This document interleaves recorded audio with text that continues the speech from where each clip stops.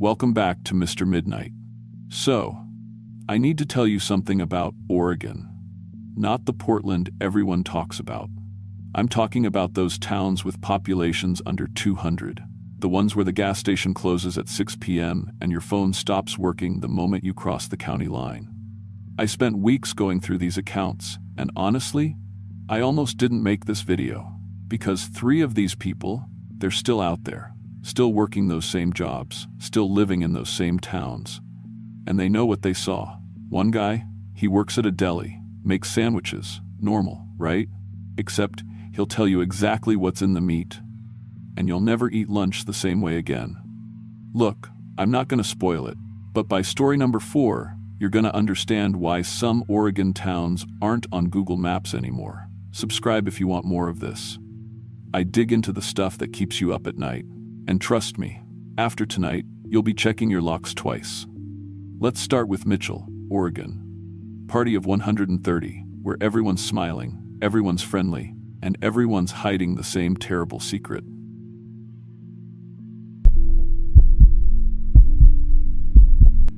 My name is Danny Martinez, and I need to tell you what happened to me in Fossil, Oregon.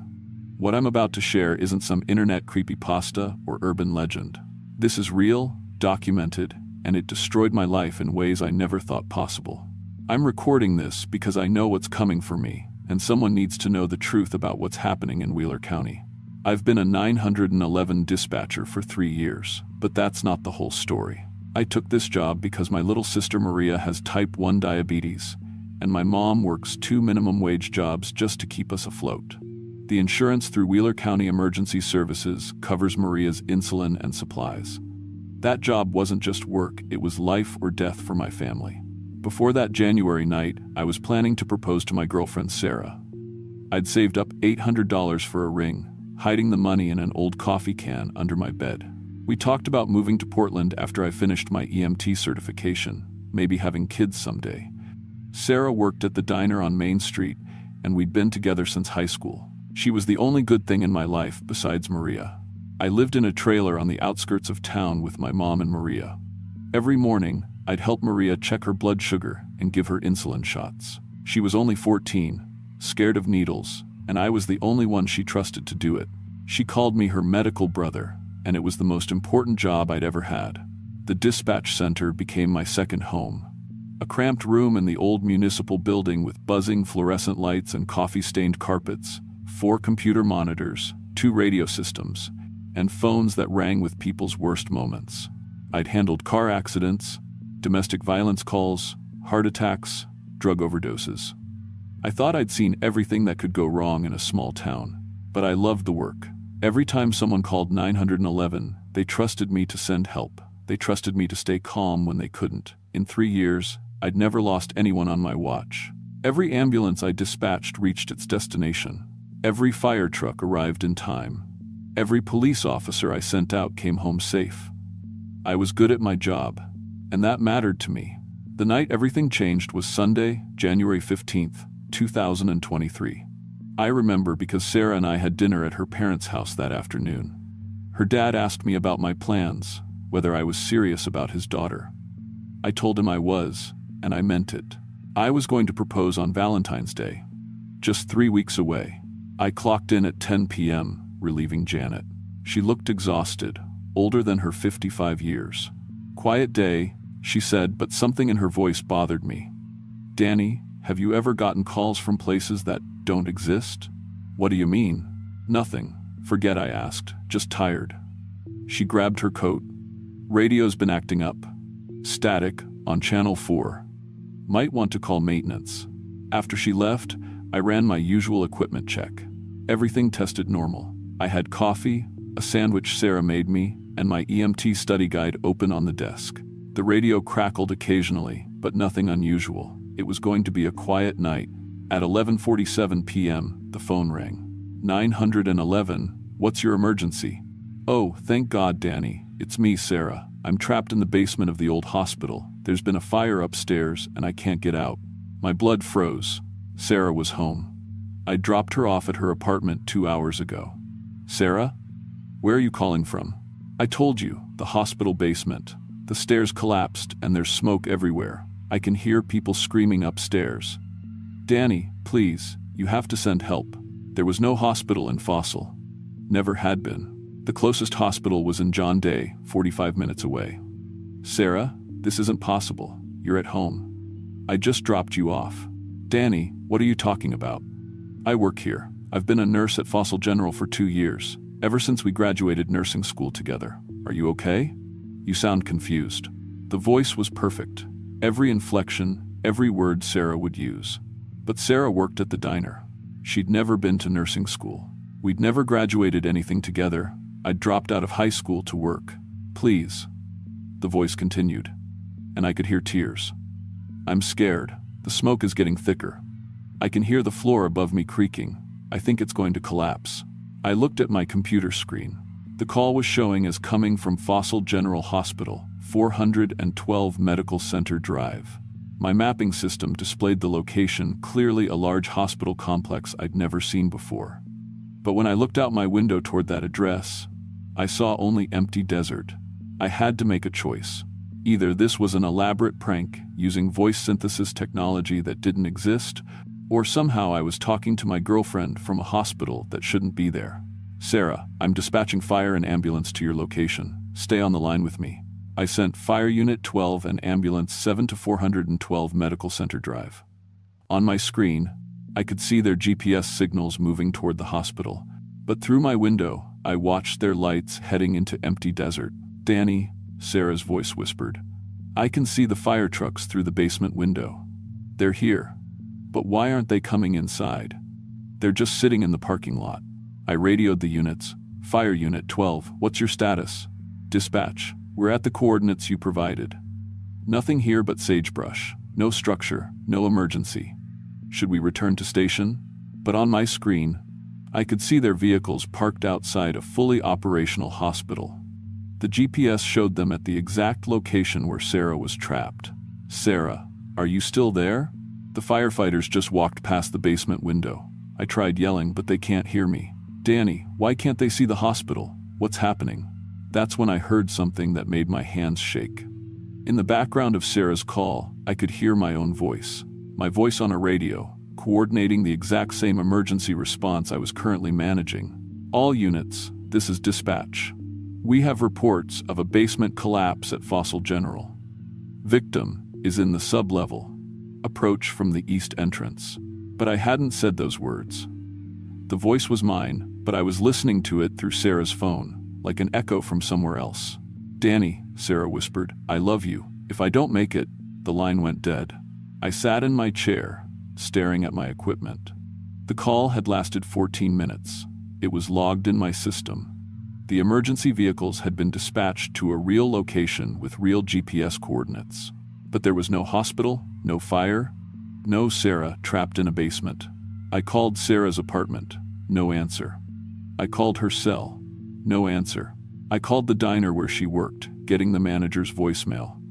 It's Danny. Is Sarah scheduled to work tonight? Call me back. It's urgent. For 20 minutes, I tried reaching her. Nothing. Then my phone buzzed with a text. Asterisk. Danny, sorry I missed your calls. Fell asleep on the couch. Long day at the diner. Love you. See you tomorrow. Asterisk. From Sarah's number. Sent 3 minutes ago.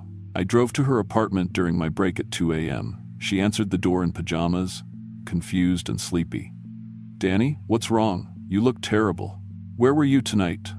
Between 11:30 and midnight. Here, watching Netflix. I told you, I fell asleep on the couch. She looked concerned. Are you okay? You're scaring me. I didn't tell her about the call. How could I? But I stayed with her until my shift resumed at 6 a.m., watching her sleep, making sure she was real. That was just the first call. Over the next 2 weeks, they kept coming. Always people I knew. Always from places that didn't exist. Always in situations that broke my heart. My mother, calling from Wheeler County General Hospital, where Maria had been admitted for diabetic ketoacidosis. There was no Wheeler County General. Maria was fine, sleeping in her bed when I rushed home to check. My high school friend Jake, calling from a car accident on Highway 395, where it intersected with Railroad Avenue. We'd never had Railroad Avenue. Jake had died in Afghanistan 3 years ago. My supervisor, Dave, calling from the new Wheeler County Emergency Services facility, asking why I hadn't reported for my shift. We'd never built a new facility. Dave was at the old building, worried because I seemed paranoid and distracted lately. Each call showed up in my computer system. Each dispatch was logged. Every GPS coordinate was real and accurate according to my equipment. But when emergency units arrived, they found empty desert, closed roads, or buildings that had been demolished decades ago. I started documenting everything: screenshots, audio recordings, detailed logs. I needed proof that I wasn't losing my mind. The evidence filled 3 notebooks and a flash drive that I hid in my locker. Sarah noticed I was falling apart. "Danny, you're not sleeping. You're not eating. What's happening to you?" I tried to explain, but how could I tell her I'd been receiving calls from versions of her that didn't exist? How could I describe hearing my own voice coordinating emergencies in locations that weren't real? "Maybe you should see someone," she said gently. "Dispatcher work is stressful. There's no shame in getting help." But I knew I wasn't crazy. The calls were real. The voices were real. The emergencies were real. Somewhere, somehow, people I loved were in danger, and I was the only one who could help them. The worst call came on February 1st, 2023. 911. "What's your emergency?" "Danny, thank God. It's Mom. Maria's gone missing. She wandered off during the night, and her blood sugar was already dropping when I checked on her before bed. We've been searching for 6 hours, I think. I think she might be in diabetic shock somewhere out in the desert." I could hear my mother crying. Real tears, real desperation. "Danny, the police here say they've checked everywhere, but you know these mountains better than anyone. Can you think of anywhere she might have gone?" This couldn't be real. Maria was asleep in her bed. I'd checked on her before my shift, helped her with her insulin, kissed her forehead, but I could hear search parties in the background. Dogs barking, vehicles moving through rough terrain. "Mom, where exactly are you searching?" "We're at base camp near Fossil Creek. The sheriff set up command here." "Danny, she's been missing for 6 hours. In January, her blood sugar was already low. If we don't find her soon..." She didn't finish the sentence. She didn't have to. I dispatched every available unit to Fossil Creek for search and rescue operations. On my screen, I could see dozens of emergency vehicles converging on the area. Dogs units, helicopters, volunteers. The largest search operation in Wheeler County history. But when I called the actual sheriff's office, they reported no missing persons. When I called my mother's real phone, she answered immediately. "Danny, it's 3 a.m. Is everything okay? Where's Maria?" "In her bed, asleep." "Danny, you're worrying me." "Why would you ask that?" I hung up and drove home. Maria was there, breathing peacefully, her blood sugar monitor showing normal levels. Safe, alive, real, but somewhere else, in some other version of Fossil, my mother was still searching for her missing daughter. I could hear it in the background of my radio search coordinators calling out grid references, teams reporting negative contact, helicopters refueling for extended operations. I sat in Maria's room until dawn, watching her sleep, making sure she stayed real. That's when I started realizing the truth. I wasn't just getting calls from imaginary places. I was getting calls from other versions of Fossil, other versions of Wheeler County, where different things had happened to the people I loved. In some of them, Sarah had become a nurse. In others, we'd never met. In one, my father hadn't left us when I was 8. In another, Maria had died from diabetes complications when she was 10. But in all of them, there was a 911 dispatcher named Danny Martinez. And somehow, all of those versions of me were connected, sharing the same consciousness across multiple realities. The calls weren't random. They were coming from versions of my life where things had gone differently, where the people I loved faced emergencies I needed to coordinate responses for, even though I couldn't save them. On February 8th, I got the call that broke me completely. 911, what's your emergency? Danny, it's Sarah. I'm at the hospital. There's been an accident. My heart stopped. What kind of accident? Are you hurt? Not me, it's you, Danny. You're here. You were responding to an emergency call about a missing diabetic girl in the desert, and your vehicle went off Fossil Creek Road. You're not conscious. The doctors are saying there might be brain damage. I was sitting in my dispatch chair, talking to my girlfriend, who was explaining that I was dying in a hospital bed. "Sarah, I'm here. I'm fine. I'm talking to you right now." "No, you're not. You're here, hooked up to machines. Your mom and Maria are here too. Maria keeps asking when you're going to wake up. Danny, the doctors want to talk to us about difficult decisions." In the background, I could hear hospital sounds, machines beeping, doctors speaking in hushed tones, my mother crying, Maria asking in her small voice, "Is Danny going to be okay?" "Sarah, listen to me. I'm not there. I'm at the dispatch center. I'm fine. The Danny I love is here, dying, and I need you to know, in case he can somehow hear me." I was going to say yes. "Say yes to what?" "I found the ring in your coffee can. I know you were planning to propose, and I was going to say yes, Danny. We were going to be happy. We were going to move to Portland and have kids and grow old together." I started crying at my desk. In some other version of reality, I was dying, and the woman I loved was saying goodbye to me. "Danny," Sarah's voice whispered through the phone, "I love you. Please come back to us. Please don't leave us." The line went quiet except for the steady beep of medical equipment. Then, a long, continuous tone, the flatline sound. "No," I heard Sarah scream. "No, please, someone help him." The call ended. I sat in my chair, sobbing, knowing that somewhere else, another version of me had just died trying to save Maria, and another version of Sarah was now living through the worst moment of her life. That's when I understood the real horror. It wasn't just that I was receiving calls from alternate realities. It was that I was experiencing all possible outcomes of my life simultaneously. Every tragedy that could happen to the people I loved was happening somewhere, and I was forced to witness all of it. In one reality, I saved Maria and lived to marry Sarah. In another, I died trying to save her. In yet another, Maria died despite my efforts. I was living every possible version of loss, grief, and failure all at once. The calls kept coming. Hundreds of them. Thousands. Every possible emergency, every potential tragedy, every way my life could go wrong. I experienced my mother's death from overwork in one timeline, Sarah's death in a car accident in another, Maria's death from diabetes complications in dozens of variations. I stopped sleeping, stopped eating, started making mistakes at work. Real mistakes. In the real world, that put actual people in danger. On February 14th, the day I was supposed to propose to Sarah, I finally understood what was happening to me. I got one final call. "Danny, this is you. The version of you from the timeline where everything went right." It was my voice, but older, more confident. "You saved Maria. You married Sarah. You moved to Portland and became a paramedic. You have 2 kids now, and you're happy. Why are you calling me? Because you're the anchor point, Danny. You're the version of us that experiences all possible outcomes simultaneously. Every tragedy, every loss, every failure, you live through all of them so that some versions of us can be happy. I don't understand. You're the sacrifice, Danny. The version of you that bears the weight of every possible trauma so that other versions can exist without that knowledge. But it's breaking you, and when you break completely, all the timelines collapse." I looked around my dispatch center. The same cramped room, the same buzzing lights, but now I could see infinite versions of it. In some, I was dead. In others, I'd never worked here. In one, the building had burned down years ago. How do I make it stop? You can't, but you can choose which timeline becomes the dominant one. Which reality gets to be real?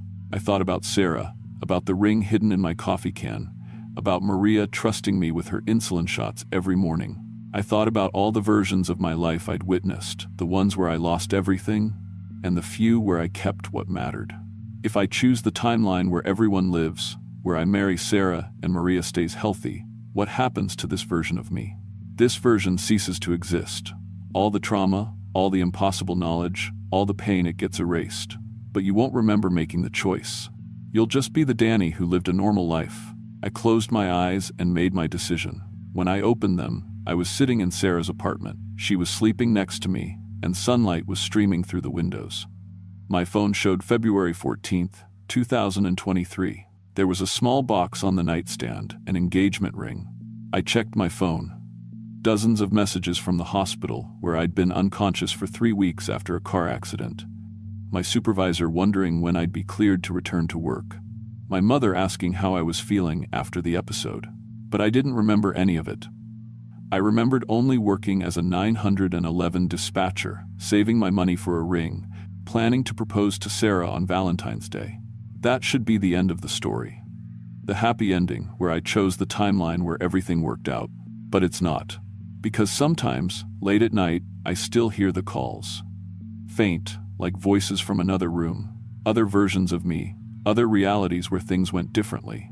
And I know that somewhere, in some other timeline, there's a version of Danny Martinez who remembers everything, who carries the weight of all possible tragedies, who serves as the anchor point for every reality where his loved ones get to live.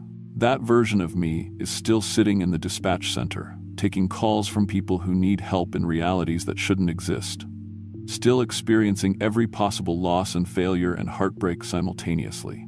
And sometimes, when Sarah is asleep beside me and Maria is safe in her bed, I remember just enough to know that my happiness exists, because somewhere else, another version of me is suffering through every possible version of loss. The worst part is that I think he can hear me sometimes. The other Danny, the one who remembers everything. When I'm perfectly happy, living the life I chose, I think he can sense it. And I think it makes his burden even heavier, knowing that his suffering is the price of my joy. I tried to find him once, drove out to the old dispatch center at 3 a.m., but it was locked and dark. No night shift dispatcher. According to county records, they've never had 24-hour dispatch service. But sometimes, when I drive past the building, I see a light in the window, and I know he's in there, taking calls from infinite versions of our life, making sure that in at least one reality, the people we love get to be safe. I'm recording this story because I think I'm starting to remember more, bits and pieces of the other timeline, the one where I was the anchor point. And I'm terrified that one day I'm going to remember everything. Or worse, that one day the other Danny is going to get tired of carrying that burden alone, and he's going to make a different choice about which reality gets to be real. If you ever call 911 inches Wheeler County, Oregon, and you hear a dispatcher who sounds exhausted, who knows more about your emergency than he should, who seems to be experiencing every possible outcome simultaneously, that's him. The version of me who chose to sacrifice his happiness so that some version of our story could have a happy ending. And if you ever drive past the old municipal building in Fossil at night and see a light in the window, don't stop. Don't try to help. Because the person in there is carrying a weight that would destroy you, and he's doing it so that somewhere, somehow, people like us get to live without knowing how many ways everything could go wrong. The calls never really stop, they just get quieter. But they never stop.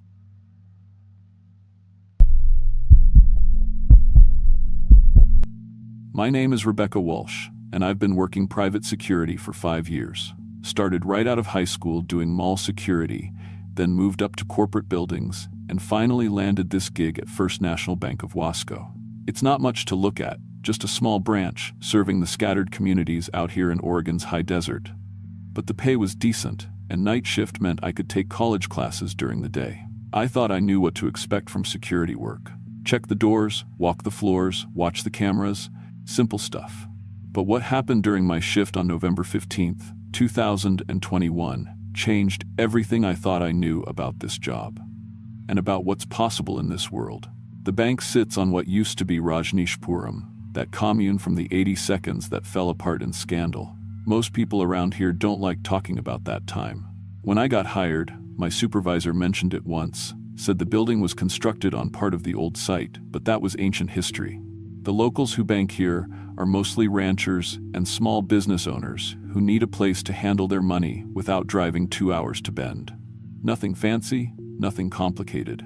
My usual routine started at 10 p.m. I'd get my radio, flashlight, and keys from the day guard, then do a full walkthrough before settling in at the security desk. The building has 2 floors, main banking floor downstairs with the teller stations and customer area, and upstairs offices for the manager and loan officers. The vault sits in the basement, accessible through a reinforced door behind the teller counter. That Tuesday night started normal. I checked in with dispatch, confirmed all doors were locked, and began my rounds. The heating system hummed quietly, and the emergency lighting cast everything in that familiar yellowish glow. I'd done this same routine hundreds of times. Check the front entrance, walk the banking floor, peek into the offices upstairs, then head down to verify the vault was secure. But when I got to the basement that night, something was different. The vault door was slightly open. I stopped dead in my tracks. That door should have been locked tight after closing. I grabbed my radio to call it in, then hesitated. Maybe the day manager forgot to secure it properly? If I reported it and it turned out to be nothing, it could look bad for whoever was responsible. I decided to check it myself first. I pushed the heavy door open and stepped inside. The vault was lined with safety deposit boxes, each with a number and 2 keyholes. One for the bank's master key, one for the customer's key. Both keys were required to open any box. Standard setup. But as I scanned the boxes with my flashlight, I noticed something that made my stomach drop. Several boxes were standing open. Empty. Their metal doors hung at odd angles like broken jaws. I pulled out my logbook to check which boxes had been accessed that day. According to the records, boxes 247, 251, 267, and 273 had all been opened by different customers between 2 and 4 p.m., all routine transactions. But now they were empty and open, which was against every protocol I knew. Customers never left boxes open, and bank staff always secured them after access. I checked the access logs more carefully. The names were familiar. I'd seen some of these people come in during my evening shifts over the past few months. Margaret Hoffman, David Chen, Sarah Martinez, Robert Kim, all locals. All regular customers. But something nagged at me as I read their names.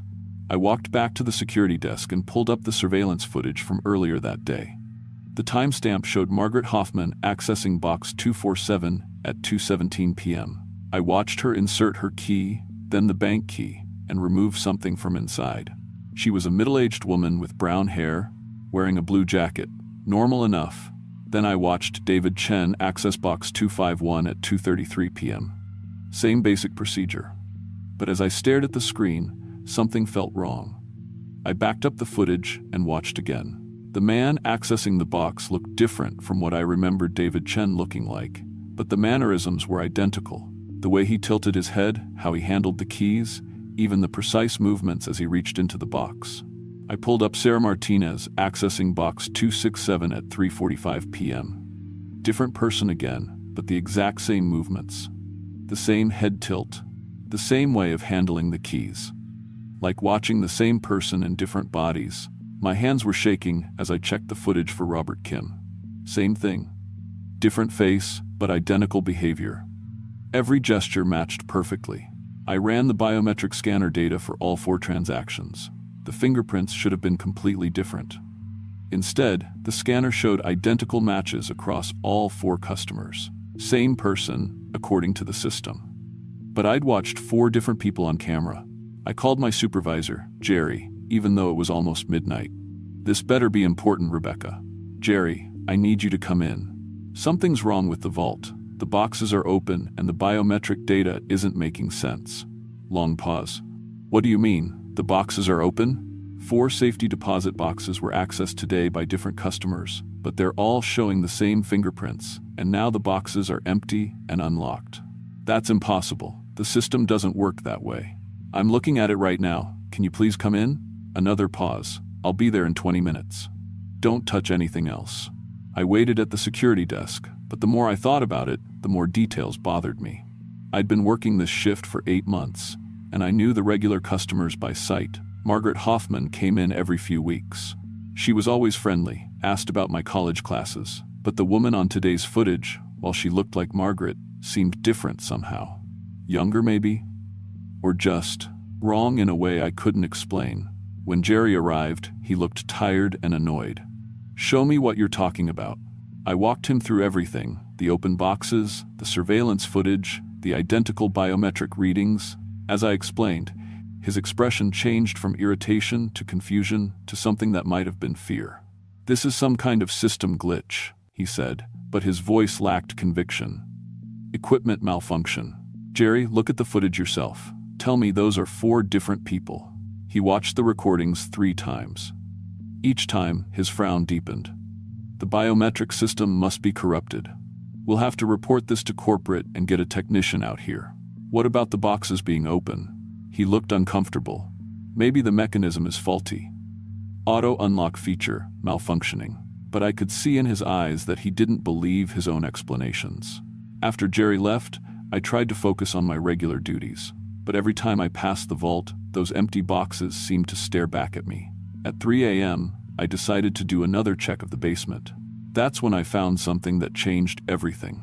In box 247, Margaret Hoffman's box, there was something I'd missed before. A small piece of organic material wedged in the back corner. It looked like tissue or muscle, pinkish and wet. And as I watched with my flashlight beam on it, the tissue pulsed gently, like a heartbeat. I stumbled backwards and nearly dropped the flashlight. When I steadied the beam again, the tissue was still there, still pulsing. But now I could hear something, a very faint rhythmic sound, like breathing or a heartbeat, coming from inside the other open boxes. I checked box 251. Same thing. A small piece of living tissue, pulsing in sync with the first one. Box 267, box 273, all the same. I backed out of the vault and slammed the door shut. My hands were shaking so badly I could barely work the lock. I called Jerry again. Rebecca, it's 3 a.m. This better be life or death. Jerry, there's something alive in the safety deposit boxes. Some kind of tissue, or... You're not making sense. Take a breath and slow down. I'm telling you, there's biological material in those boxes, and it's moving. It's alive. Long silence. Rebecca, I need you to listen to me carefully. Sometimes night shift can play tricks on your mind. Fatigue, stress, weird shadows. It happens to everyone. This isn't my imagination. Come back and see for yourself. I can't keep driving out there every few hours. Just document everything and we'll deal with it in the morning. The line went dead. I spent the rest of my shift at the security desk, avoiding the basement entirely. But I couldn't shake what I'd seen. And as dawn approached, I started noticing other things that didn't make sense.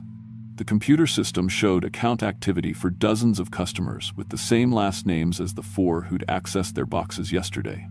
Chen, Hoffman, Martinez, Kim, but the first names were different, and they were scattered across Oregon, Washington, and Northern California. David Chen in Wasco, Daniel Chen in Portland, Diana Chen in Seattle, Dorothy Chen in Sacramento. All with accounts at different branches of the same bank. I pulled up the transaction histories. Every Chen account, regardless of location, showed identical deposit and withdrawal patterns. Same amounts, same timing, same investment choices. Like one person managing multiple accounts across hundreds of miles. The Hoffman accounts were the same. 12 different Margaret, Melvin, Michael, and Mary Hoffmans, all making the same financial decisions simultaneously. Martinez family, Kim family, same pattern. I was staring at evidence of some kind of coordinated financial network spanning multiple states, but operating with impossible precision. No group of people, even closely related family members, made identical financial decisions down to the dollar and minute. When my replacement arrived at 6 a.m., I tried to explain what I'd discovered, but even to my own ears it sounded crazy. Multiple people sharing the same fingerprints, living tissue and safety deposit boxes, a financial conspiracy involving dozens of accounts. Maybe you should call in sick tonight, Mike suggested. Get some sleep. I went home, but I couldn't sleep. I kept thinking about those pulsing pieces of tissue and the identical movements I'd seen on the surveillance footage. By afternoon, I was back at the bank, off duty, but unable to stay away. I waited in the parking lot until I saw Margaret Hoffman's car pull up. When she got out, I approached her. Hi, Margaret. Rebecca Walsh, from Night Security. We've chatted before. She looked at me with a pleasant smile, but her eyes seemed different somehow. More focused, more aware. Of course, Rebecca. How are your studies going?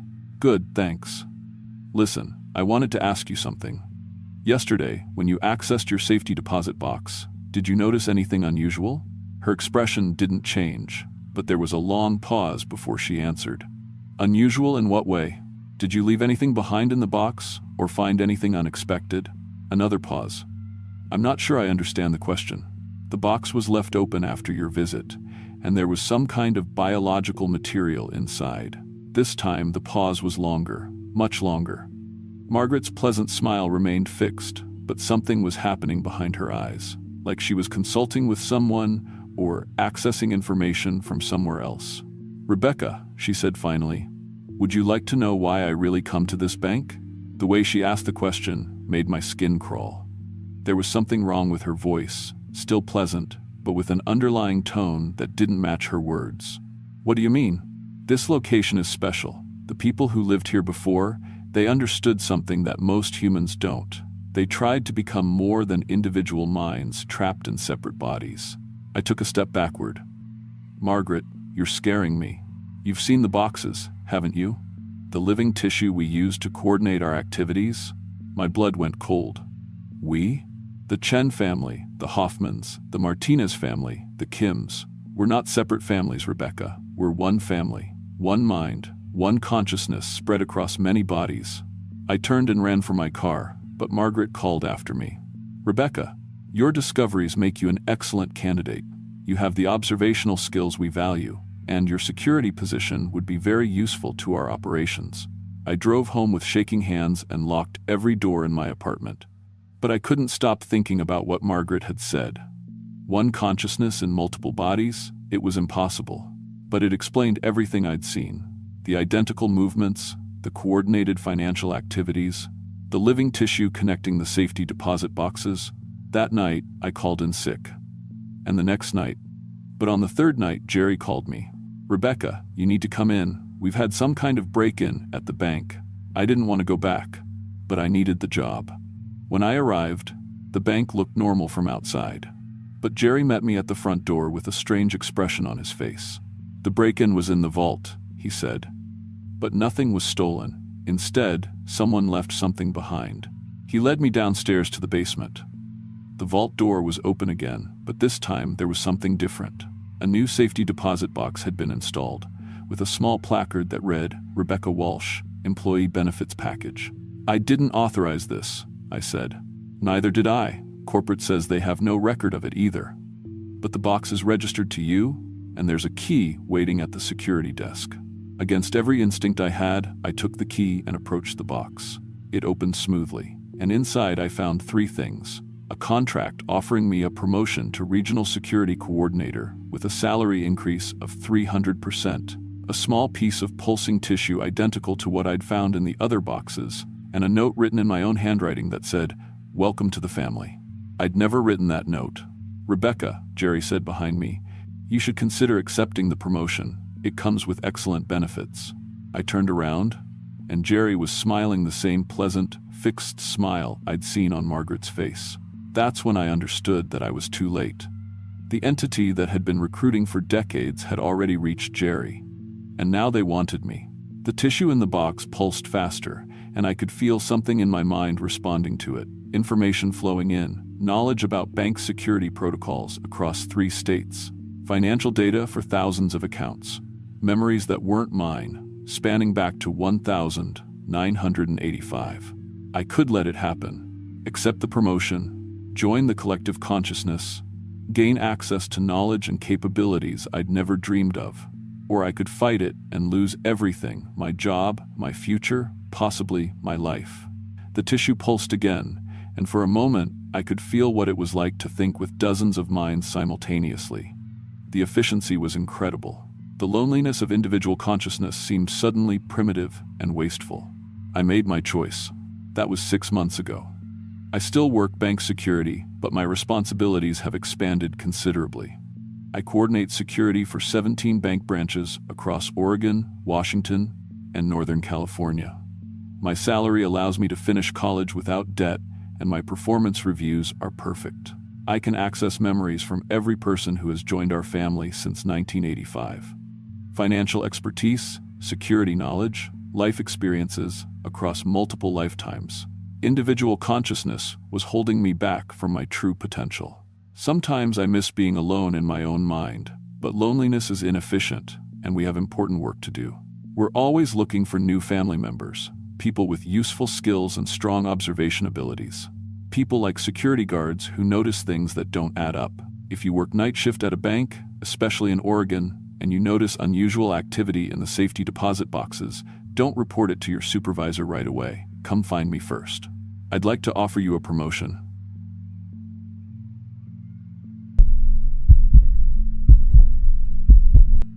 My name is Jake Morrison, and I've been driving for UPS for 6 years.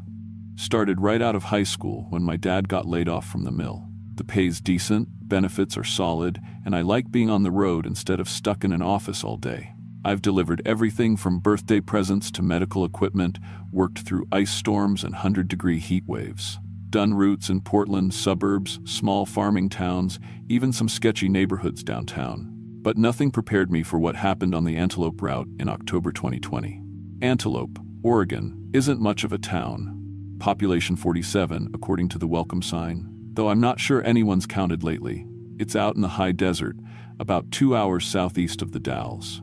Mostly just scattered ranches spread across 150 square miles of sagebrush and rocky hills. The kind of place where you might see 5 houses in a whole day, and half of them look abandoned. I got assigned the route when Danny Kowalski quit without notice.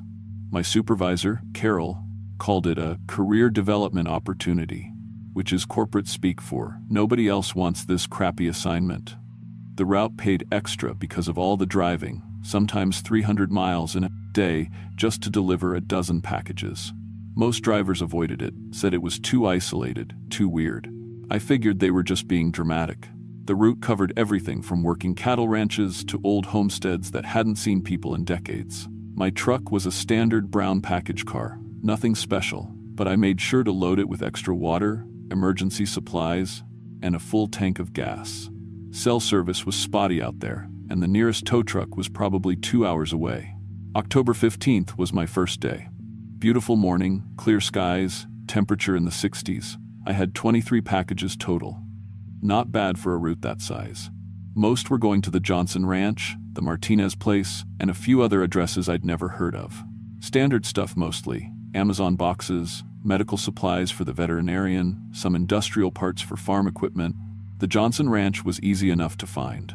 Big mailbox by the road, gravel driveway leading up to a newer, double-wide trailer. Mrs. Johnson signed for her packages. Diabetes medication and dog food, without any problems. She seemed normal, maybe a little too eager to chat, but nothing strange. The Martinez place was different. According to my GPS, it should have been at coordinates that put it 15 miles down a dirt road that barely qualified as a trail. When I finally found the address, I stopped the truck and just stared. There was a building there, all right. Modern looking, like a small office complex or medical facility. Solar panels on the roof, satellite dishes, the works. But here's what got me. There were no power lines running to it, none. I'd driven that whole 15-mile road and hadn't seen a single utility pole. No phone lines either. And the road I'd just driven was barely wide enough for my truck, definitely not built for construction equipment or supply deliveries. I sat there for maybe 10 minutes, trying to figure it out. Maybe they had generators, but I couldn't hear any running. Solar power could explain the electricity, but what about water? There was no well visible, no water tank, nothing. In high desert country, water is everything. Nobody builds a facility like that without a reliable water source. The packages were addressed to Dr. Elena Vasquez and Dr. Michael Chen. Medical supplies mostly, and some kind of laboratory equipment I didn't recognize. When I knocked on the front door, it opened immediately, like someone had been waiting. The person who answered was unusual. Tall, maybe 6.5 feet, but thin in a way that didn't look healthy. Their arms seemed too long for their body, and when they reached for the clipboard to sign, I noticed their fingers had an extra joint. Not like a birth defect, more like they were designed that way. "Package delivery for Dr. Vasquez," I said, trying to keep my voice steady. They didn't speak, just made a series of clicking sounds and gestured toward the packages. But somehow, I understood they wanted to see the shipping labels. When I showed them, they nodded and took the clipboard. Their signature was just a series of geometric shapes, nothing that looked like letters or a name. The weird part was, they knew exactly what was in each box without opening them. They sorted the packages by pointing at different ones and making different clicking patterns. Like they were categorizing them by contents. Medical supplies in one pile, lab equipment in another, personal items in a third. I should have asked questions. should have demanded to see some ID, but something about the whole situation made me want to leave as quickly as possible. When they handed back the clipboard, their hand brushed mine. Their skin felt wrong, too warm, and with a texture like leather that had been stretched too tight. I got back in the truck and marked the delivery complete. My scanner confirmed the GPS coordinates and recorded the signature. Everything looked normal in the system, but as I drove away, I kept checking my mirrors, and I swear I saw more figures watching me from the windows of that building. They all had that same unnaturally tall, thin silhouette. The next few deliveries went smoothly, just regular ranch folks getting their mail order purchases and supply deliveries. But when I checked my route sheet that evening back at the depot, something was wrong. My scanner showed successful deliveries to 12 addresses, but I only remembered visiting 8 locations. According to the system, I'd delivered packages to coordinates that put them in empty desert, places I definitely hadn't been. But the tracking information was all there. GPS stamps, delivery times, electronic signatures. It was like I'd been in 2 places at once. Carol reviewed my route data and said everything looked fine. "Good work on your first day," she said. "Customers in Antelope can be particular, but it looks like they're happy with your service." That night, I went online and tried to research the addresses that didn't make sense. Most of them didn't show up on any maps, not Google, not the county assessor's office, not even the old USGS surveys. But somehow, UPS had GPS coordinates for them, and our system showed years of successful deliveries.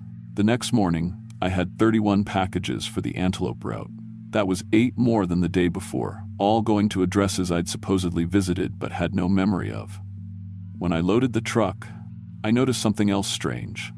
The new packages were all addressed to people with names I'd never heard of, but the surnames matched researchers from OSU and the University of Oregon.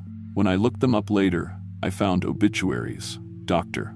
Sarah Mitchell died in a car accident in 1987. Dr. Robert Kim, heart attack in 1984. Dr. Jennifer Walsh, missing since 1989, presumed dead. But their packages were all modern medical equipment and biological samples. Fresh samples, with expiration dates weeks in the future. I decided to pay closer attention to my route.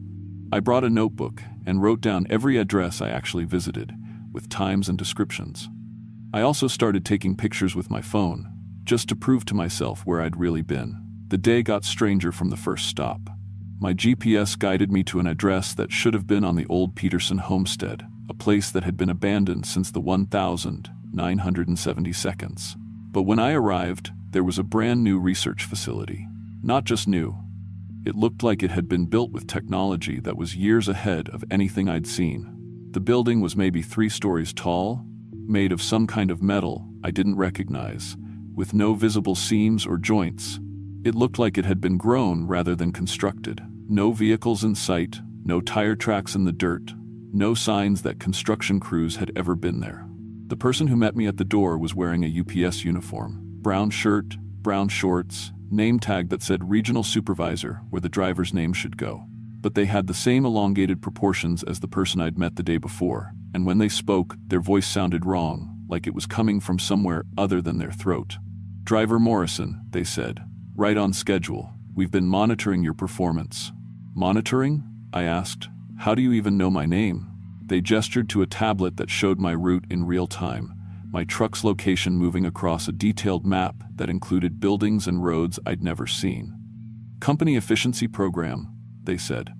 "We track all deliveries in this region for optimization purposes." I looked at their tablet more closely. The map showed dozens of facilities scattered across the high desert, connected by roads that didn't exist on any map I'd ever seen. Some of the facilities were marked as research, others as processing, and a few as residential. "What kind of research?" I asked. "Human performance optimization," they said. "We study how workers adapt to challenging environments. Your delivery route is part of a long-term study on efficiency improvements." They handed me a package addressed to Dr. Mitchell, the woman who died in 1987. When I pointed out that the recipient was deceased, they smiled. At least, I think it was a smile. Their mouth moved in a way that was probably meant to be reassuring, but their teeth were too pointed, and there were too many of them. "Dr. Mitchell is very much involved in the project," they said. She's been conducting research on biological adaptation for several decades. I should have left right then, should have marked the package as undeliverable and driven straight back to the depot. But something about their voice made it hard to think clearly. My head felt foggy, like when you're fighting off the flu, and my body seemed to move without my conscious decision. I found myself following them into the building. The interior was even stranger than the outside. The hallways were too wide and too tall, designed for people much larger than normal humans.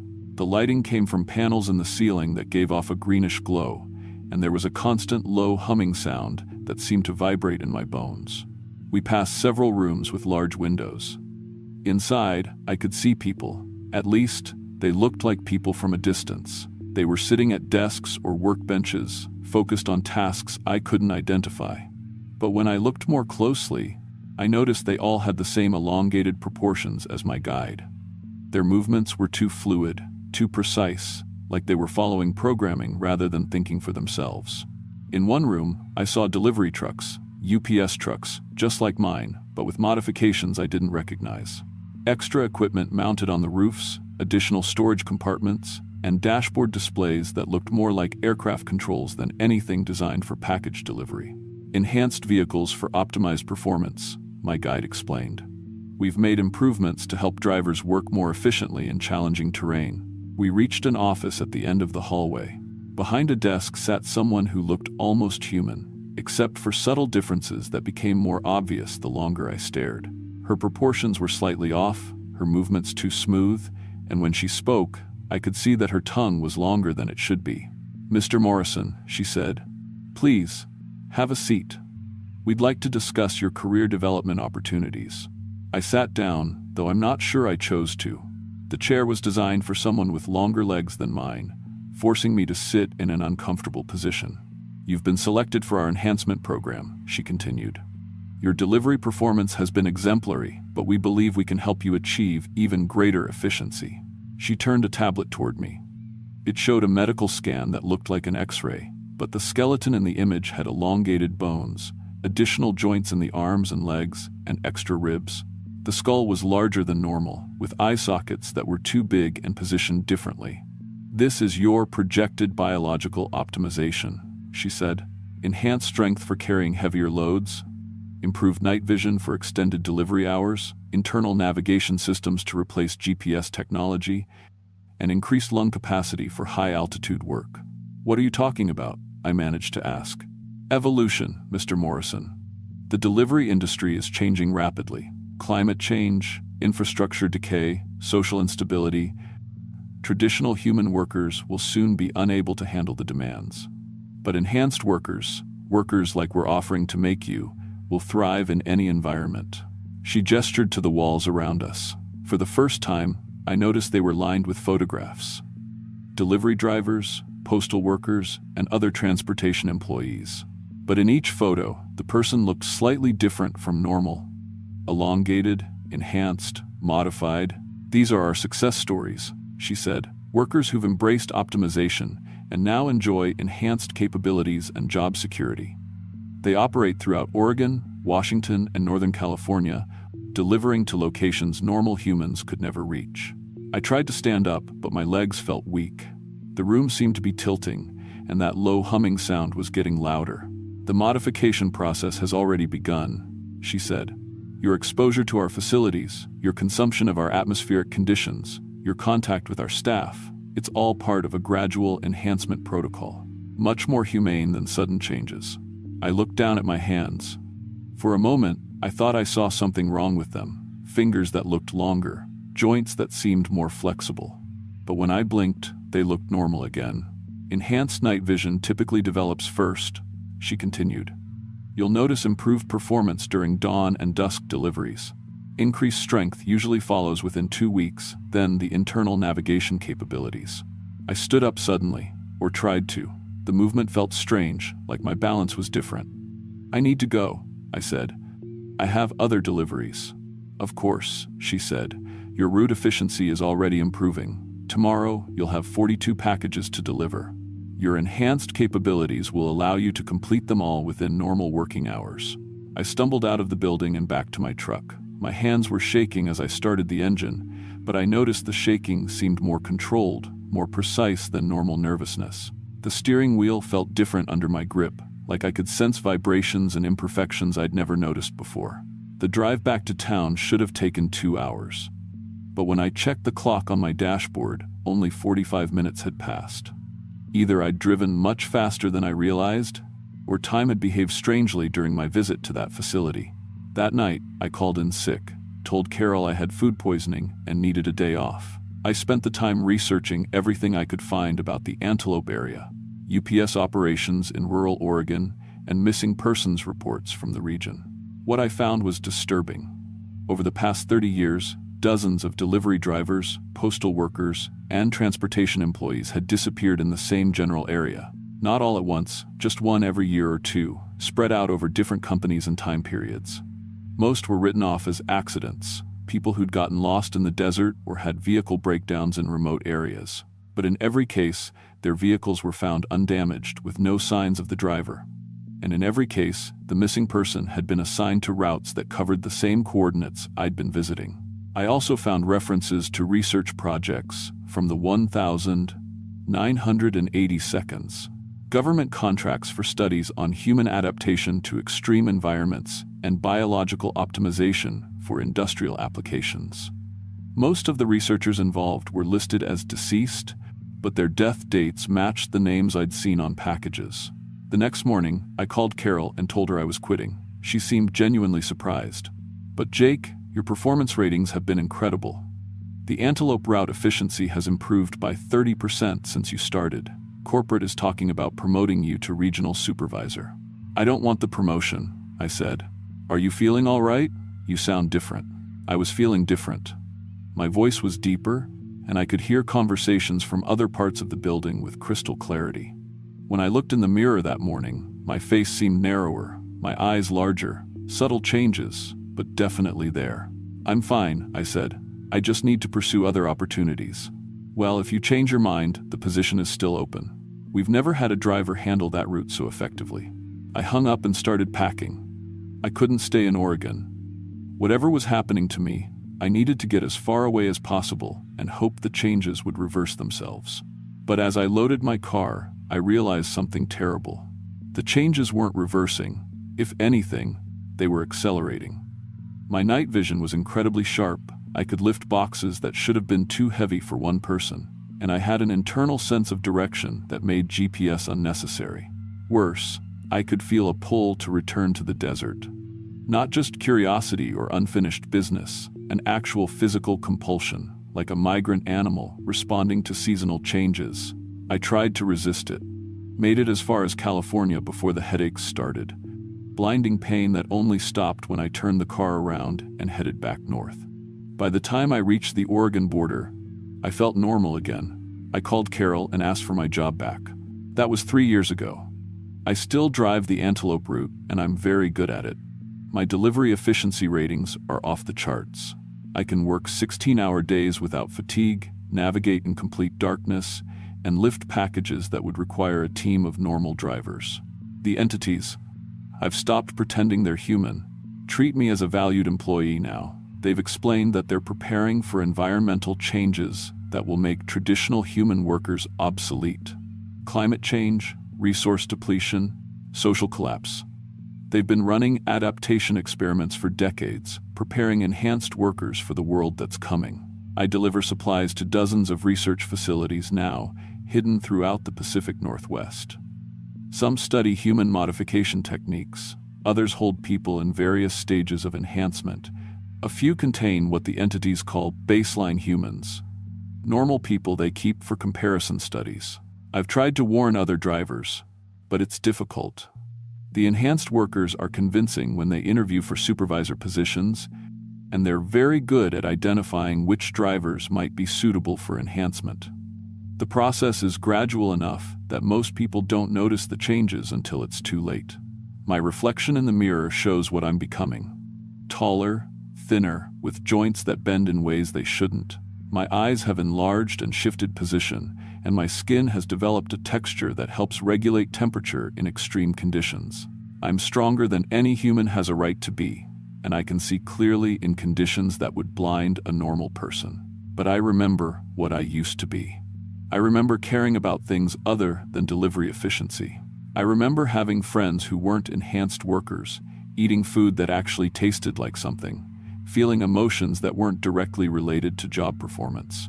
So I document what I can. I keep records of the facilities, the enhanced workers, the missing people who are probably going through the same process I've experienced. I hide these records in places the entities haven't thought to check. If you work in delivery, transportation, or any job that takes you into remote areas, be careful. If your route efficiency suddenly improves, if you start seeing better in low light, if you feel an unusual attachment to isolated work assignments, get out immediately. Don't wait to see how the changes develop.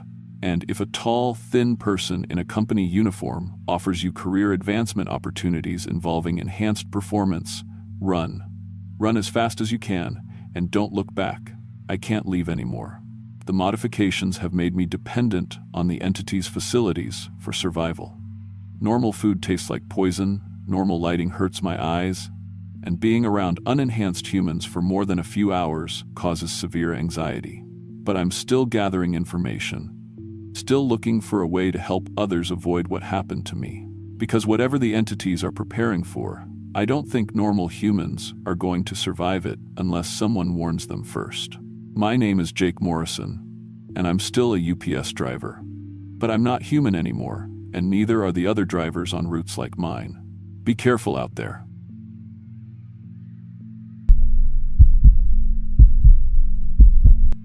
My name is Tyler Blackwood, and I survived something in Mitchell, Oregon, that still makes me check my locks twice every night. I've been working food service for 4 years.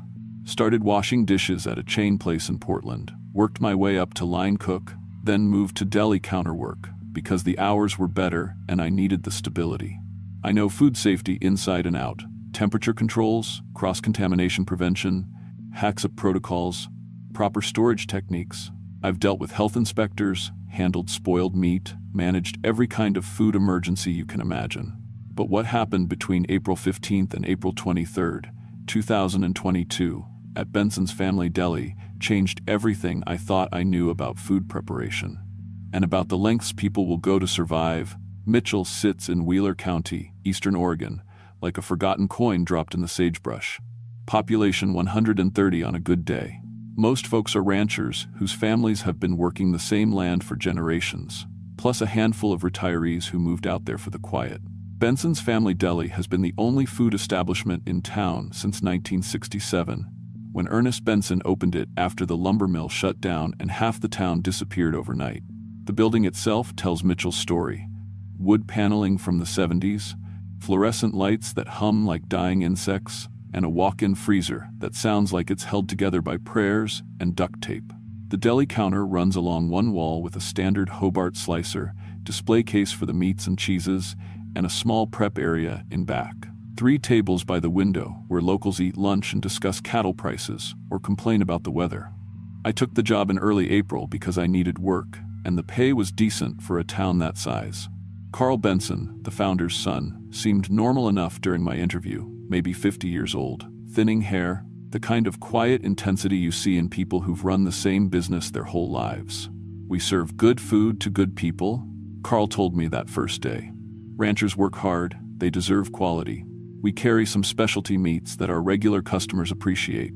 Premium products, premium prices. You always check with me before slicing those items.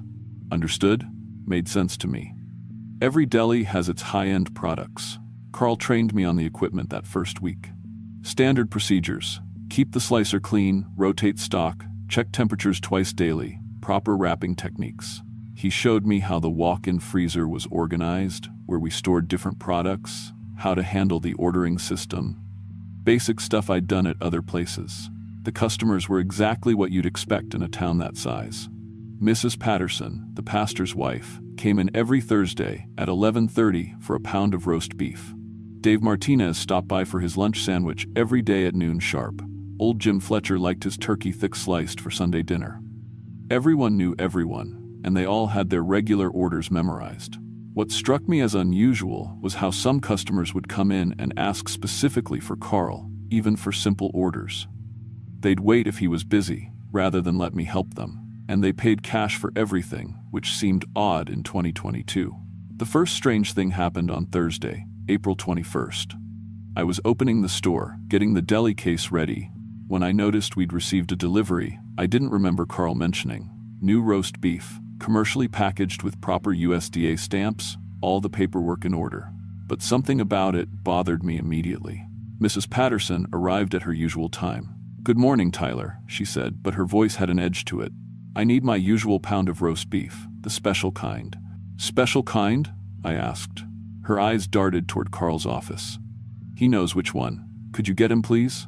Carl emerged from the back, took one look at Mrs. Patterson, and nodded toward the new delivery. "Use the premium roast beef," he told me, "the one that came in this morning." I started slicing, and immediately knew something was wrong. The meat bled. Not the usual moisture you sometimes see, but actual red blood that pooled on the slicer plate and dripped onto the floor. I stopped the machine. "Carl, this meat is bleeding." He walked over, examined the slice, and shrugged.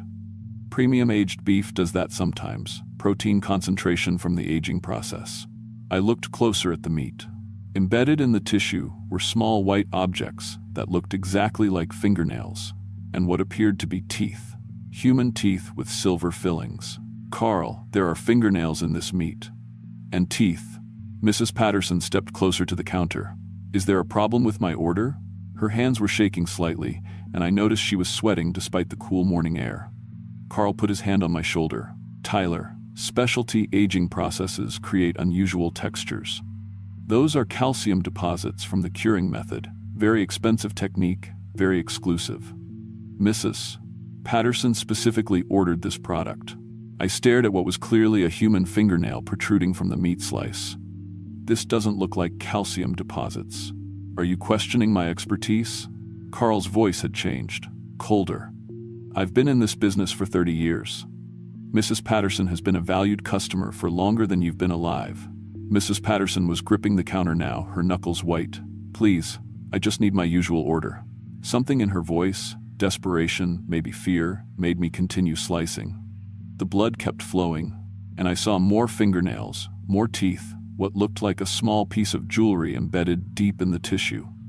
I wrapped the pound of meat, weighed it, and printed the label. "That'll be $47, I said. Mrs. Patterson paid without hesitation, cash from a worn envelope. She clutched the package like it was medicine she desperately needed. "Thank you," she whispered, and hurried out. I watched her through the window as she sat in her car for several minutes, just holding the package. Then she opened it, tore off a piece of the raw meat, and ate it. "Carl," I called, but he'd already disappeared into the back office. Over the next 3 days, the same scenario repeated with different customers.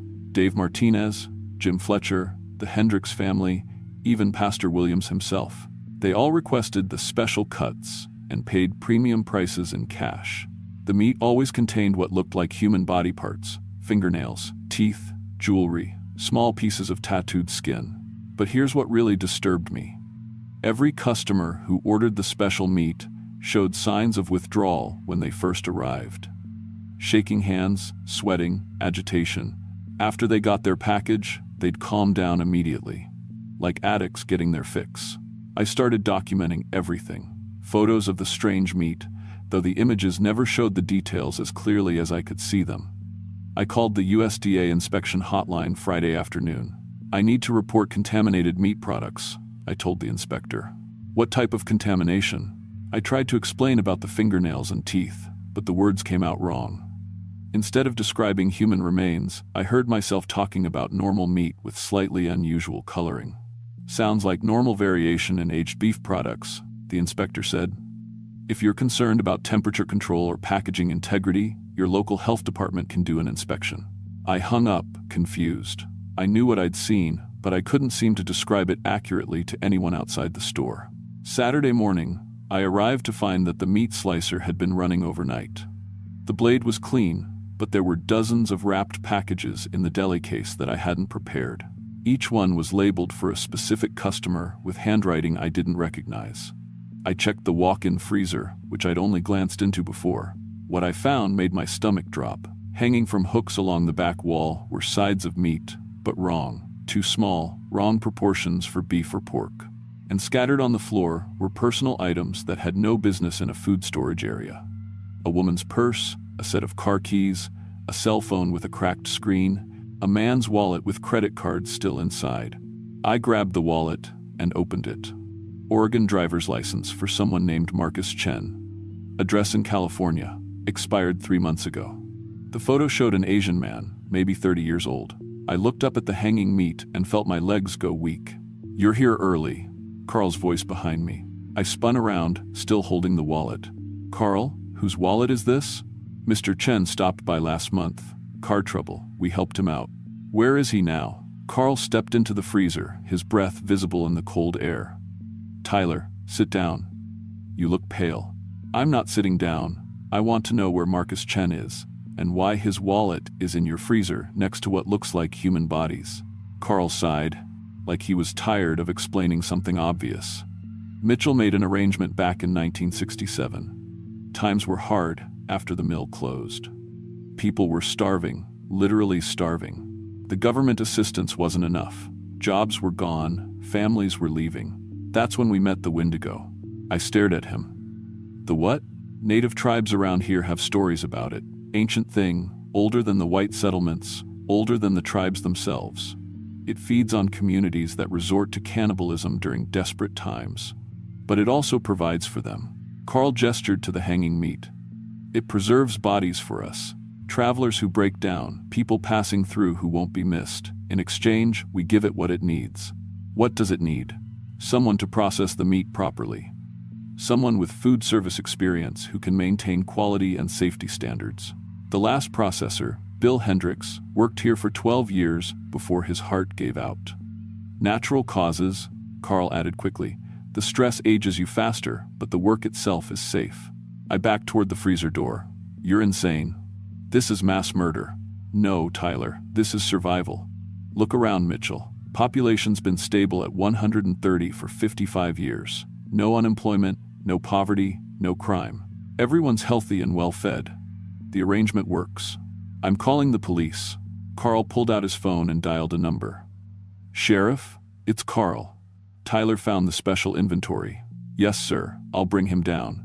He hung up and looked at me sadly. "Sheriff Morrison has been eating our products for 20 years. His whole department has. This is a community arrangement, Tyler. Everyone participates." I tried to run. Made it to the back door before my legs stopped working. Not like they were tired or injured, but like they weren't taking orders from my brain anymore. I watched in horror as my body turned around and walked back into the freezer. "The Wendigo's influence," Carl explained. "Once you know about the arrangement, you can't leave Mitchell. Can't call for outside help, can't resist the work. It's how the agreement stays secret." That was 8 months ago. My body changed slowly at first, then faster. My teeth grew sharper for tearing flesh. My fingernails became claws perfect for processing work. My sense of smell evolved to identify the freshest cuts and detect illness in potential victims. Most importantly, my metabolism adapted to require human protein. Regular food makes me violently sick now. I process 3 to 4 travelers per month, depending on Mitchell's needs. The Wendigo brings them to me. It has ways of causing car breakdowns, navigation system failures, emergency situations that strand people in town overnight. I maintain detailed records of every victim, trying to preserve some memory of who they were before I reduce them to deli meat. The residents pay premium prices and thank me for my service. They've all been eating human flesh for over 50 years, and their bodies adapted generations ago. Without it, they'd starve within weeks. Their children are born craving it. It's become part of Mitchell's biology. New employees get hired occasionally when I need help with the regular grocery side of the business. They never last more than 3 days. Either they figure out what's happening and run before the town's influence takes hold, or they're not suitable for processing work and become inventory instead. The Wendigo visits me every few weeks, usually late at night when I'm preparing special orders. It stands 8 feet tall, with antlers sprouting from a skull that's partially human, partially elk. Its breath smells like frozen death, and when it speaks, I hear echoes of everyone I've processed. "You have natural talent," it told me last week. "Excellent knife work, proper temperature control, good portion consistency. You could work here for many years. I age faster now from the psychological strain. My hair went completely gray within 6 months, and I've developed a tremor that only stops when I'm working with meat. The town doctor says this is normal for processors. He estimates I have maybe 10 years before my heart gives out. Same as Bill Hendricks. Mitchell looks normal to visitors. We serve them regular deli meat, direct them to the gas station, wish them safe travels. But sometimes their cars break down. Sometimes their GPS malfunctions, and they end up on back roads that lead nowhere. Sometimes they just disappear into the wilderness surrounding our town. When that happens, I get to work. I still follow proper food safety procedures, temperature controls, sanitation protocols, proper storage techniques. I just use those skills differently now. The USDA stamps on our specialty meat are genuine. The Wendigo has relationships that go back decades, connections with inspectors and officials who understand certain arrangements need to be made. Everything is legal, properly documented, completely legitimate according to the paperwork. My name is Tyler Blackwood, and I'm telling you this story because I managed to record it during one of my lucid moments when the Wendigo's influence briefly weakened. I uploaded this file to a server outside Mitchell before my control returned. If you're ever driving through eastern Oregon and you see a sign for Mitchell, keep driving. Don't stop for gas, don't stop to eat, don't stop for any reason. And if you break down near town and someone offers to help, run, because Mitchell, Oregon isn't on most maps anymore. The state officially lists it as a ghost town since 2019. But we're still here, serving the finest specialty meats in Wheeler County. We're always looking for new customers. And we're always hiring.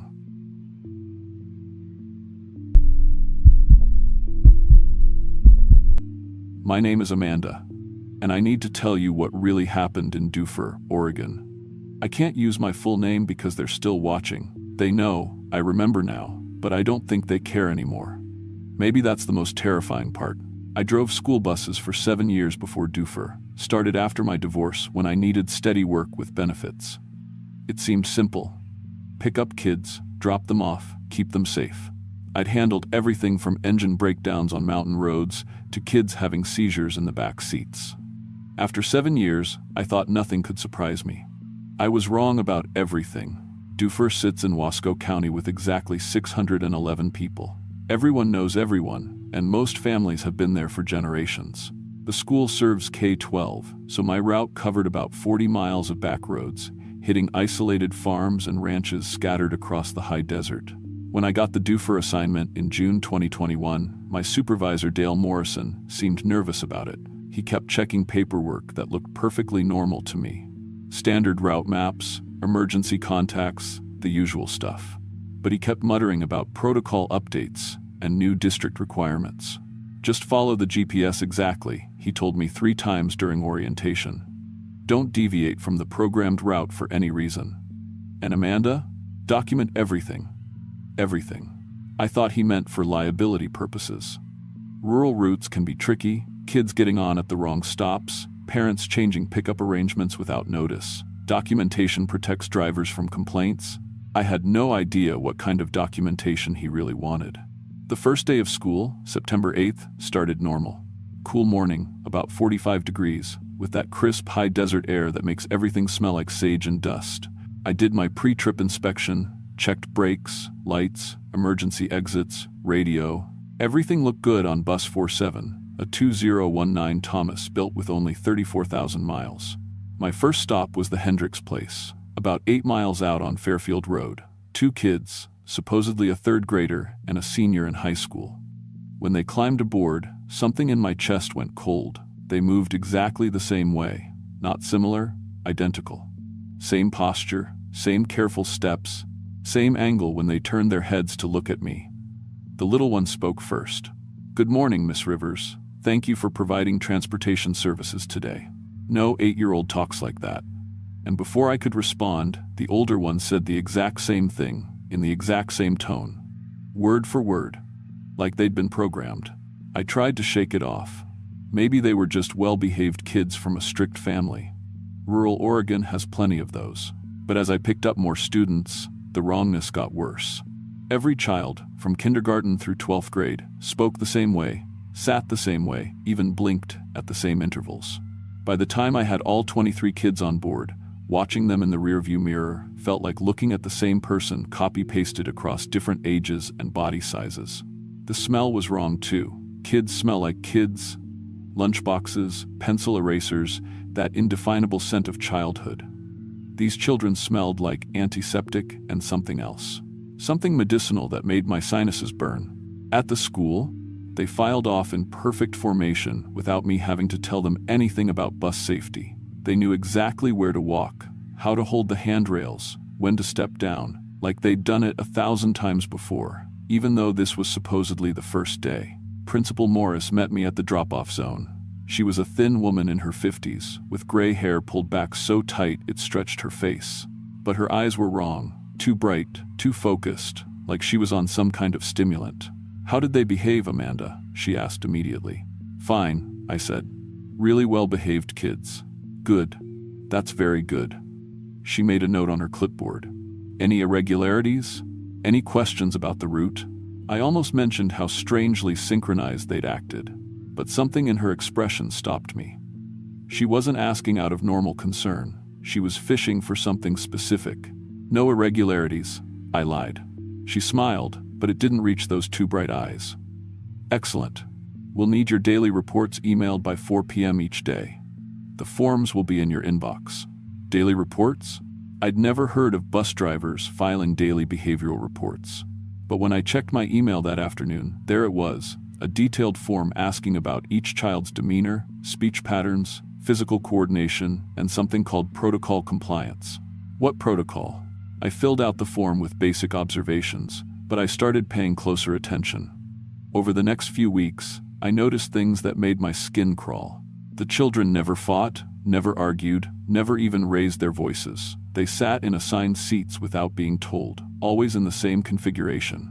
When one child shifted position, they all shifted the same way within seconds, like a school of fish responding to some invisible signal. They spoke in turns, never interrupting, using vocabulary that was either too advanced or too clinical for their supposed ages. I heard a kindergartner use the phrase behavioral modification parameters while discussing the weather. But the worst part was how they watched me, not like normal kids who might stare out of curiosity or boredom. These children studied me. I could feel their eyes tracking my every movement, noting when I adjusted the rearview mirror, which radio station I played, how I held the steering wheel. They were memorizing my patterns. One morning in late September, I decided to test them. Instead of playing the country station I usually put on, I tuned to classic rock. Within 30 seconds, every child on the bus turned to stare at the radio with the exact same puzzled expression. "Miss Rivers," one of them said. I couldn't tell which one without taking my eyes off the road. This deviation from routine is unexpected. Deviation from routine? What 7-year-old says that? "I just wanted to hear something different," I said, trying to keep my voice casual.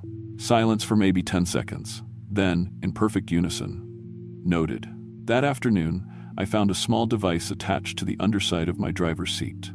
It was about the size of a quarter, with tiny blinking lights and what looked like a microphone. When I brought it to Dale, he barely glanced at it. "New safety monitoring equipment," he said. "State requirement. Records audio in case of accidents or disciplinary incidents." "Since when?"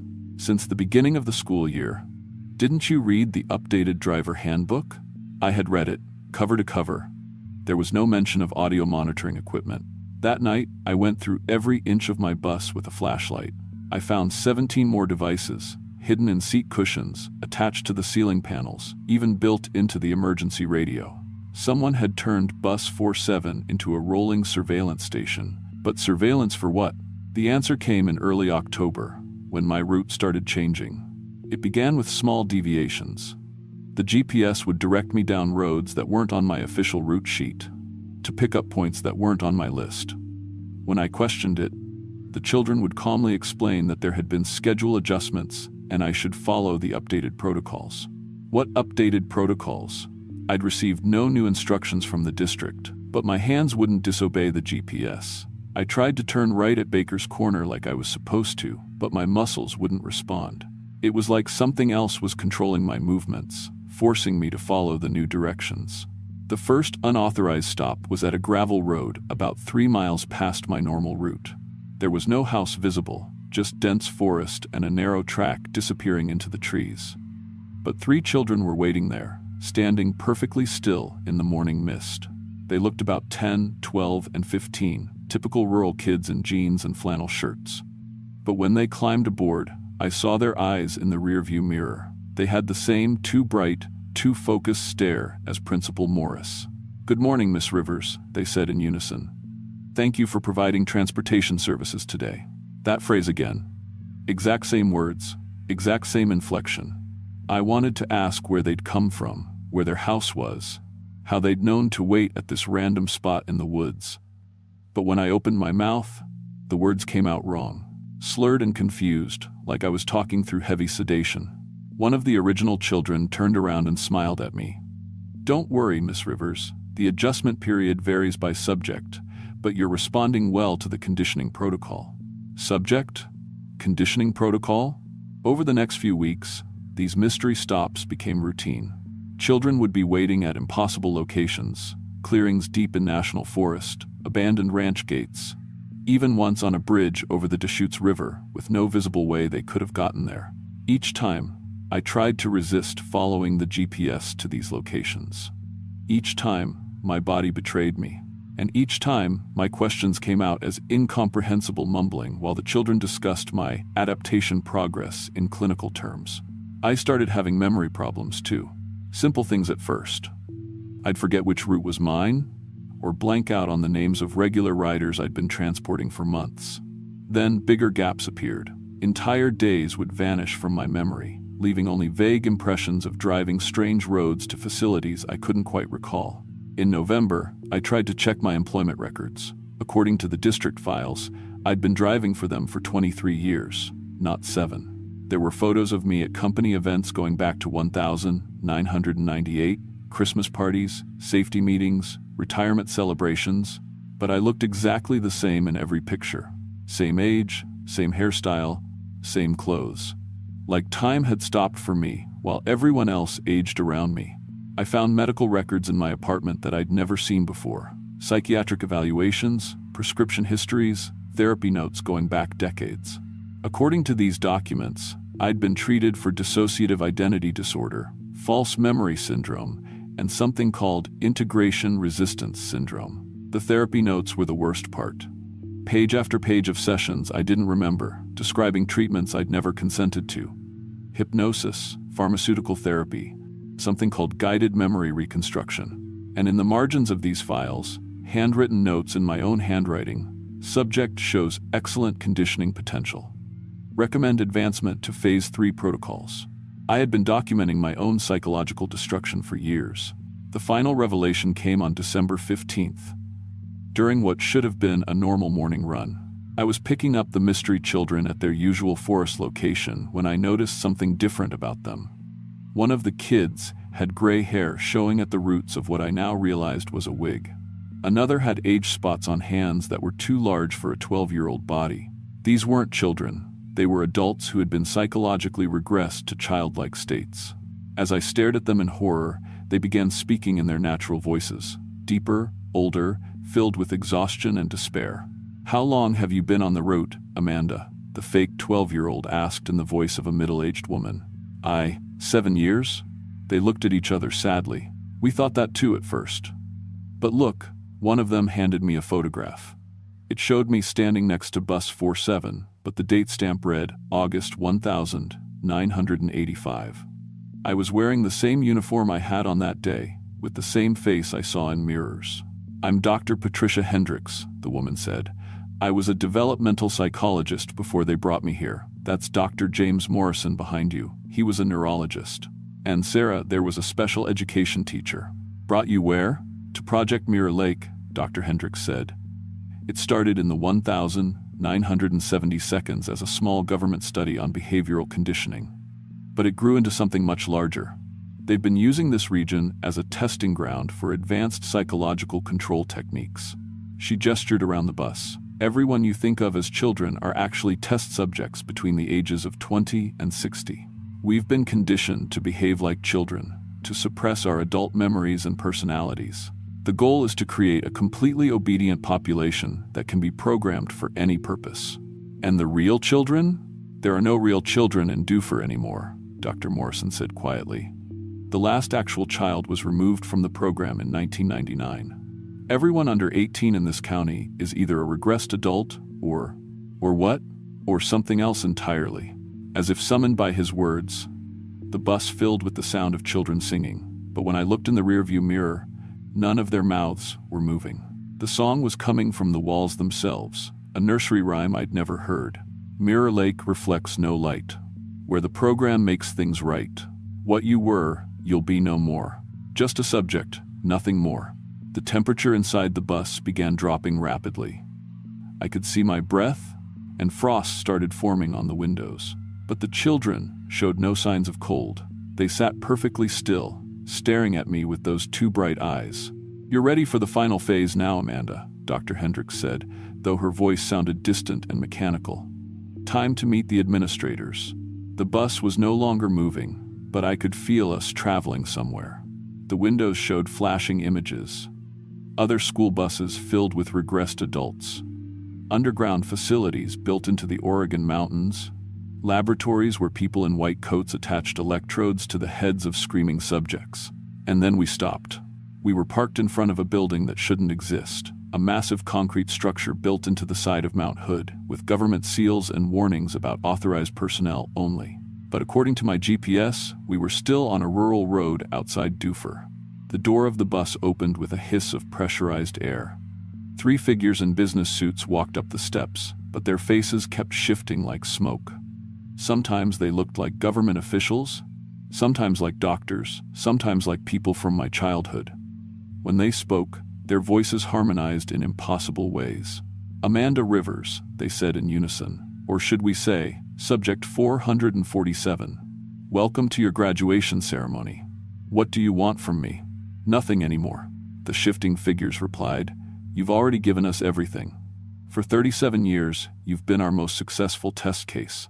A functional adult who maintains her conditioning while helping us refine our techniques on other subjects. 37 years? But I was only 42 years old. Time works differently here, they explained, as if reading my thoughts. We recruited you when you were 25 and fresh out of college. You volunteered for what you thought was an education research position. Such an idealistic young woman, wanting to help children learn better. Images flashed through my mind. Memories I'd forgotten or had stolen from me. Walking into a government office in Portland in 1984. Signing papers I didn't understand. Agreeing to work on innovative teaching methods in rural communities. The beautiful thing about psychological conditioning, the entities continued, is that subjects eventually help us perfect the system. You've been documenting our methods, recruiting other subjects, and refining our techniques for decades. Your daily reports have been instrumental in our success. They handed me a thick folder filled with documents in my own handwriting, hundreds of pages detailing behavioral modification techniques, subject responses to various conditioning methods, recommendations for improving psychological control, all in my neat, careful script. "But I don't remember writing any of this," I whispered. "Of course not. We edit the memories of our valuable subjects to prevent psychological breaks. You've been living the same 7-year loop repeatedly, with small variations to test different approaches. This is your 43rd iteration as a bus driver." The folder contained photographs spanning decades. Me at different ages, driving different buses, but always in Dufur, always transporting the same regressed subjects. In some photos, I looked older, in others, younger. They had been adjusting my apparent age as part of the experiment. "Today marks the completion of Project Mirror, Lake Phase 1, they announced. "We've perfected the techniques for creating stable, functional subjects who maintain their conditioning indefinitely. Phase 2 will expand these methods to larger populations." "What about the others?" I gestured to the subjects still sitting silently in their seats. "They will continue as test cases for new techniques. We're exploring telepathic conditioning now and genetic memory implantation. But you, Amanda, you've earned retirement." Relief flooded through me. Finally, this nightmare would end. "Not that kind of retirement," they said, and their faces shifted into cruel smiles. You'll be joining our administrative staff, helping us design conditioning protocols for entire cities, then states, then nations. Your experience as a subject will be invaluable for large-scale implementation. I won't help you. You already are. They showed me a mirror, and I saw myself sitting at a desk in a sterile office, typing reports on a computer. But it wasn't me. It was a version of me that looked content, professional, eager to please. She was wearing a badge that read Dr. Amanda Rivers, Senior Conditioning Specialist. That's your primary iteration, they explained. She's been working for us continuously since 1984. This bus driver version is just one of several backup personalities we maintain in case the primary becomes unstable. The bus began moving again, but now the windows showed the interior of the underground facility. We were traveling through corridors lined with holding cells, each containing people in various states of psychological breakdown. Some were adults who thought they were children, others were elderly people who believed they were teenagers. Still others seemed to have no personality at all, just empty vessels waiting for programming. Our current test population is about 3,000 subjects, the entities said conversationally, as if discussing the weather, spread across 17 rural communities in Oregon, Washington, and Northern California. Each community serves as a controlled environment for testing different conditioning techniques. We passed laboratories where technicians attached helmet-like devices to the heads of subjects strapped to examination tables. Others rooms contained subjects sitting in perfect rows, all staring at identical screens showing swirling patterns of light and color. The helmet systems are our latest innovation, they noted proudly. Direct neural programming, we can implant complete personality structures in about 6 hours. The old methods of psychological conditioning took months or years. The bus stopped at a platform where dozens of people in white coats were waiting. They looked at me with the same two bright eyes I'd seen in Principal Morris and the children. Your new colleagues, the entities explained. Former subjects who performed well during conditioning and were promoted to staff positions. They're very excited to work with you. One of them, a woman about my age, stepped forward. Hello, Amanda. I'm Dr. Susan Walsh, Director of Rural Implementation. I was Subject 23 before my promotion. I specialized in elementary education conditioning. She handed me a tablet displaying what looked like an organizational chart. At the top was something called the Mirror Lake Collective. Below that were divisions for different types of conditioning: educational, medical, religious, corporate, military. Where do I fit in? I asked, though I dreaded the answer. You'll be heading the new transportation division, Dr. Walsh said. We're expanding the program to include long-distance subject transfers. Bus drivers, truck drivers, airline pilots, anyone who moves people from place to place. Your experience as both subject and transport specialist makes you perfect for the position. They led me off the bus and through corridors filled with monitoring equipment. Screens showed live feeds from dozens of communities. Ordinary-looking towns where people went about their daily lives, unaware that their behaviors were being tracked and controlled. Each subject wears a subcutaneous chip, Dr. Walsh explained, noticing my attention to the monitors. We can monitor vital signs, emotional states, even thought patterns in real time. If anyone begins to break their conditioning, we can intervene immediately. She showed me a control panel with thousands of switches and dials. This is the central conditioning hub. We can adjust the programming of any subject instantly. Personality modifications, memory implants, behavioral triggers, SIA, it's all controlled from here. How many people know about this? More than you might think, fewer than you'd hope, she said cryptically. The program has been gradually infiltrating government agencies, educational institutions, and corporations for decades. Many of our early subjects have been promoted to positions of authority in the outside world. We entered what looked like a corporate boardroom, with a long table surrounded by people in expensive suits. But their eyes had that same too bright quality, and they moved with the same synchronized precision as the children on my bus. Our board of directors, Dr. Walsh whispered, former subjects who now run major companies and government agencies. They help us identify recruitment targets and provide funding for expansion. One of the board members, a distinguished-looking man in his 60s, stood up. Amanda Rivers, Subject 447. Your conditioning profile is remarkable. 97% compliance rate across 43 iterations. Truly exceptional work. He gestured to a chair at the head of the table. Please, sit. We have much to discuss about Phase 2 implementation. As I sat down, I felt something click into place in my mind, like a switch being flipped or a program loading. Suddenly, the horror of my situation seemed less important than the fascinating challenge of expanding the conditioning program to new populations. The transportation network will be crucial for nationwide implementation, I heard myself saying, though I hadn't intended to speak. Bus systems, rail networks, airlines. We can condition subjects during routine travel without them realizing it. The board members nodded approvingly. Excellent insight, the chairman said. We knew you'd adapt quickly to your new role. But even as I spoke about conditioning techniques and implementation strategies, a small part of my mind remained aware.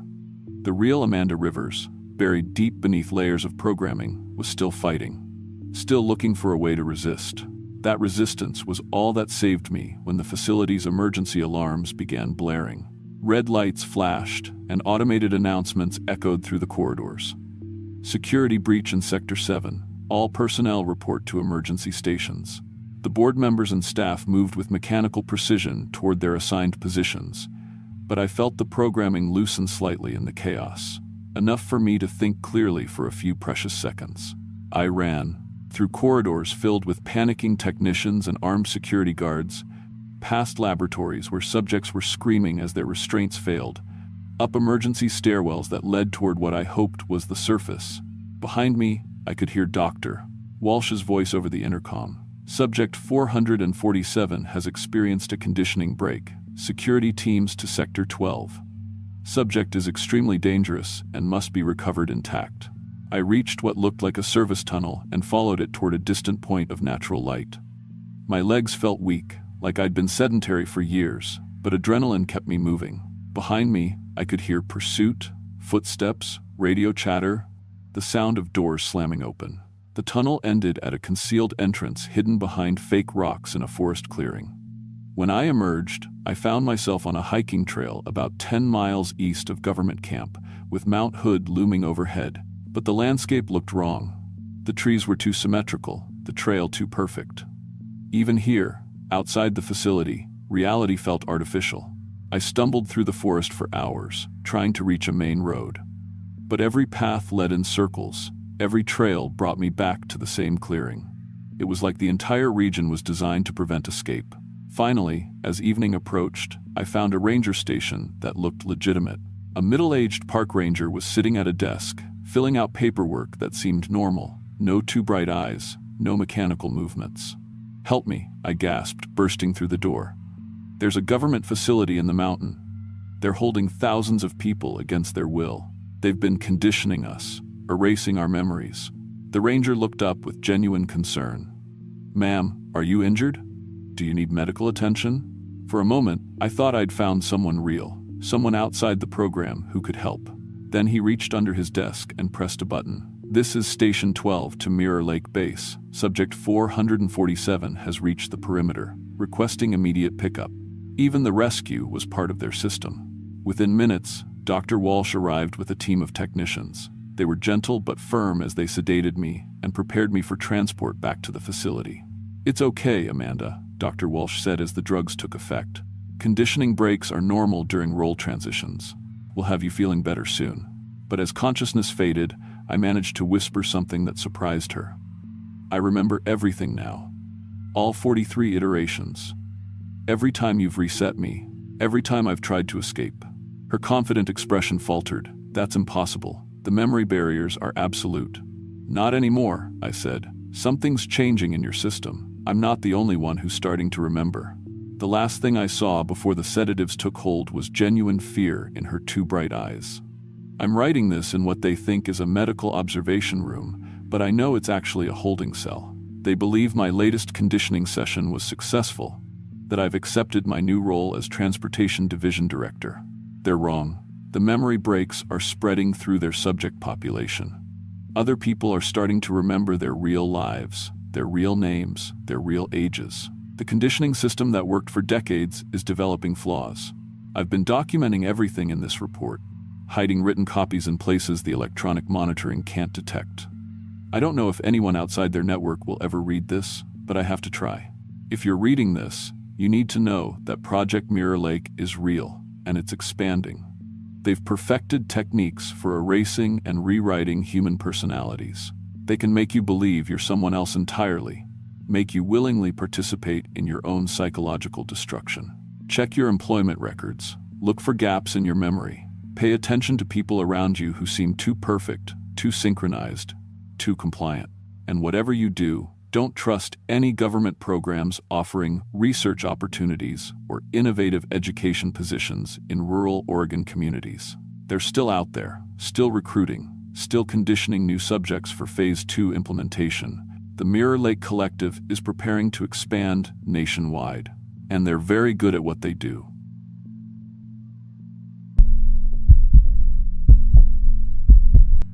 My name is Marcus Thompson, and I've been a mountain rescue coordinator for 11 years. I started this job right after finishing my EMT certification and wilderness survival training. In those 11 years, I've pulled hundreds of hikers off these North Carolina mountains, some with broken bones, some with hypothermia, and some who just got turned around on the trails. I've rappelled down cliff faces in thunderstorms, tracked lost kids through dense fog, and carried injured climbers off peaks that most people can't even hike up. I thought I'd seen every dangerous situation these mountains could throw at me. But what happened on December 23, 2019, during the worst blizzard I'd ever worked in, changed everything I thought I knew about Grandfather Mountain. Because that night, I learned that sometimes the biggest danger isn't the weather or the terrain. Sometimes it's something else entirely. Something that's been hunting in these mountains a lot longer than any of us have been trying to save people from them. The call came in around 4 p.m., just as the blizzard was really starting to hit. I was at the rescue station, watching the weather radar on my computer and getting more worried by the minute. The National Weather Service had upgraded the storm to a Category 3 blizzard, with winds hitting 60 miles per hour and temperatures dropping to 15 below zero. 4 feet of snow was already on the ground, with more coming down so fast our plows couldn't keep up. My radio crackled to life. "Marcus, we've got 3 emergency beacon activations on Grandfather Mountain, all different hiking parties." I grabbed my headset. "Copy. Where are they located?" "That's the weird part," dispatch said. "All 3 beacons are showing the same GPS coordinates, but that can't be right." I pulled up the location on my mapping system. My stomach dropped. The coordinates were pointing to the north face of Grandfather Mountain, a sheer cliff that goes straight up for about 800 feet. There aren't any trails there, no shelters, nothing. It's just vertical rock. "Dispatch, run those coordinates again. The beacons can't all be in the same spot." "I've checked 3 times, Marcus.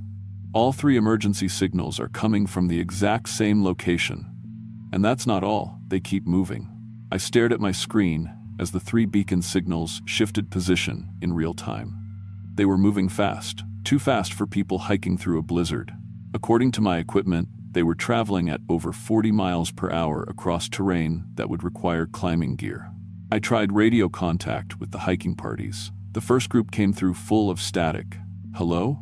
Hello? This is Sarah Chen. We're lost and something's wrong here. We've been walking in circles for 3 hours, but we swear we've been going straight. And the footprints? Oh God, the footprints are huge. Sarah, this is Mountain Rescue. Stay calm. Can you describe your surroundings? We're in thick trees, but they don't look right. And there are these tracks in the snow. They're like human footprints, but they're massive, bigger than my whole boot. And they go straight up the side of trees, like whatever made them was walking up vertical surfaces." The transmission cut out. I tried the second group. "Mountain Rescue. Thank God." A man's voice came through, breathing hard. "This is Tom Rodriguez. Our GPS is going crazy, and we can hear something moving in the storm. Something big. It sounds like it's walking on 2 legs, but the footsteps are so far apart, like whatever it is has to be over 10 feet tall. Tom, I need you to stay where you are. We're organizing a rescue operation. We can't stay here. The temperature just dropped 20 degrees in the last 5 minutes. My thermometer is showing 40 below now, but the weather report said 15 below. That's not possible." Then his radio went dead too. I managed to get 3 of my best rescue teams together despite the storm. Jake Morrison had been doing mountain rescue for 8 years. Lisa Park was our best tracker, and David Chen was an expert in cold weather survival. We loaded up our snowmobiles with emergency gear and headed up the mountain. The wind was so strong it felt like getting punched in the face every few seconds. Our headlights could barely cut through the blowing snow, and the temperature gauge on my snowmobile kept dropping. But the strangest thing was the tracks we started finding. Lisa was the first to spot them. "Marcus, you need to see this." I stopped my snowmobile and walked over to where she was kneeling in the snow. There, clear as day, were footprints unlike anything I'd ever seen. They were huge, at least 28 inches long, and shaped like human feet, but stretched out. The stride length between prints was over 12 feet. "What kind of animal makes tracks like this?" Jake asked. I knelt down and felt around the edges of one print. The snow was compressed so hard it felt like concrete. Whatever made these tracks had to weigh several hundred pounds, but the depth of the impressions suggested something much heavier. "These prints go straight up that rock face," Lisa said, shining her flashlight up the cliff. "Look." She was right. The massive footprints led directly to the base of a vertical rock wall and then continued straight up, as if gravity didn't apply to whatever made them. My radio crackled. "Marcus, this is base. We're getting more transmissions from the missing hikers. Put them through." A woman's voice came through, but something was wrong. "Marcus, this is Sarah Chen. We found shelter in a cave about half a mile east of your position. Bring your teams here immediately." I grabbed my radio. "Sarah, I never told you my name. How do you know who I am?" The voice came back, and this time it was perfect. It sounded exactly like me. "Jake, Lisa, David, abandon Marcus and head to the cave system at grid reference 847.394. Marcus has been compromised." My team looked at me with confusion. "That's not me talking," I said quickly. "Stay close together." But the radio kept broadcasting in my voice, giving false directions and trying to split up our team. Whatever was out there in the storm, it had been listening to our communications and could perfectly mimic human voices. That's when our equipment really started failing. David's thermal imaging camera was showing a massive heat signature moving through the trees about 200 yards away, something standing at least 15 feet tall. But every time we moved toward the location, the signature disappeared. "This is impossible," David said. "Nothing that big could just vanish." Our GPS systems started showing us moving in circles, even though we knew we were traveling in straight lines. The emergency beacons we were tracking kept jumping to new locations faster than we could reach them, and the temperature kept dropping in ways that didn't make sense. We'd walk into pockets of air that felt like stepping into a freezer, then step 10 feet away and the temperature would be normal. The storm itself was acting strange too. The wind would die down to almost nothing when we were moving in certain directions, but when we tried to head toward the beacon signals, we'd get hit with gusts that nearly knocked us off our snowmobiles. "Marcus," Lisa called over the wind. "The dogs are acting weird." Our two rescue dogs, Rex and Sasha, were both trained to track people in any weather. But now they were whimpering and refusing to follow the giant footprints. Rex kept turning in circles and howling at something we couldn't see. That's when I heard it, a sound like someone calling for help, but it was coming from the wrong direction. It sounded like my wife, Jennifer, calling my name from somewhere up in the trees. "Marcus, Marcus, help me. I'm hurt." I knew Jennifer was safe at home, 40 miles away. But the voice was perfect, exactly like hers when she was scared. "Don't listen to it," I told my team. "Whatever's out there is trying to separate us." But then Jake's radio crackled with his daughter's voice calling for Daddy, and Lisa heard her mother screaming for help. The voices were coming from all directions now, leading us toward different parts of the mountain. I made the decision to continue toward the last known position of the emergency beacons, even though every instinct told me we should get off the mountain. We were responsible for 3 groups of hikers, and I wasn't going to abandon them because of equipment malfunctions and acoustic tricks caused by the storm. That decision almost killed all of us. We were following a ridge trail when I saw it. Through the blowing snow, about 50 yards ahead, something massive was standing between 2 trees. At first, I thought it was just a shadow or a rock formation. But then it moved. The thing stood at least 17 feet tall, with arms that hung down almost to the ground. It was covered in white fur that blended perfectly with the snow, making it almost invisible in the blizzard. Its face was the worst part. It looked almost human, but stretched wrong, with eyes that reflected our flashlight beams like an animal's. It was holding something in one massive hand. As it stepped into our lights, I realized what it was carrying: backpacks, hiking gear, the equipment from the missing groups.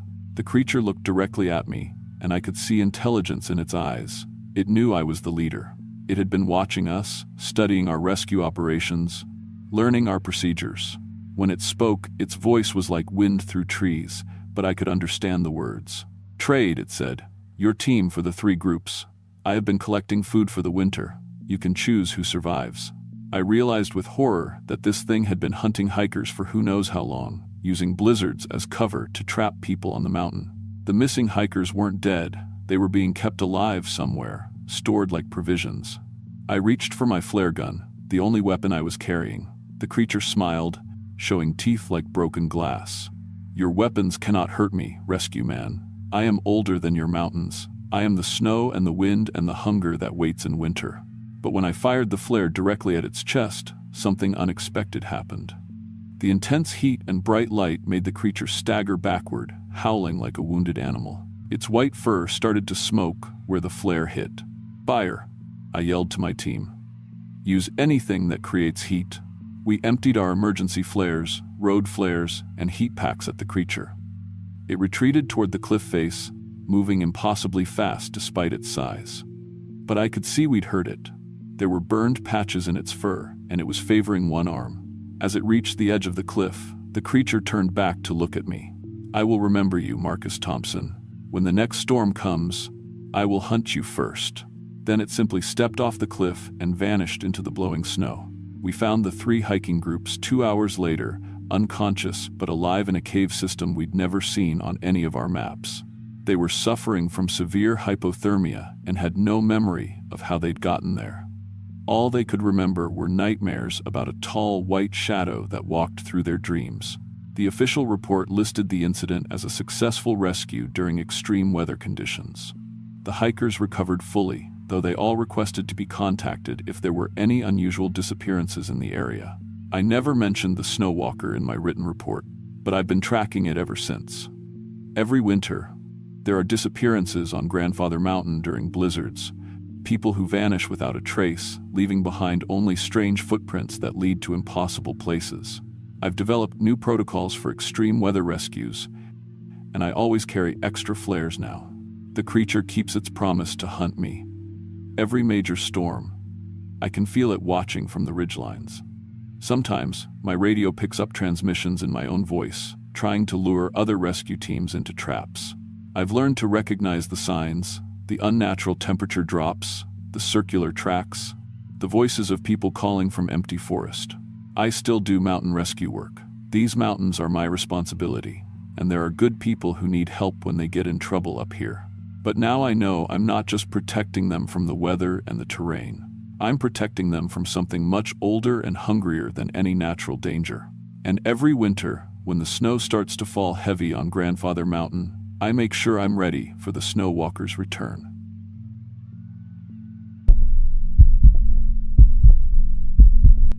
My name is David Garrett, and I've been a coal mine safety inspector for 15 years. I started right out of college with my mining engineering degree, working for the West Virginia Department of Environmental Protection. I've crawled through hundreds of abandoned mines, checking for structural damage, gas leaks, and environmental hazards. I've seen cave-ins that killed good men, methane explosions that leveled entire sections, and equipment failures that should never happen. But what happened on December 8th, 2021, at Hungry Hollow Mine changed everything I thought I knew about what lives underground. The call came in around 2 p.m. on a Tuesday, a routine inspection of an abandoned mine site in Hungry Hollow, about 40 miles east of Charleston. The mine had been officially closed since 1998, after the coal seam played out. My job was simple: check the sealed entrances, make sure no kids or homeless folks had broken in, and verify the methane monitoring equipment was still working.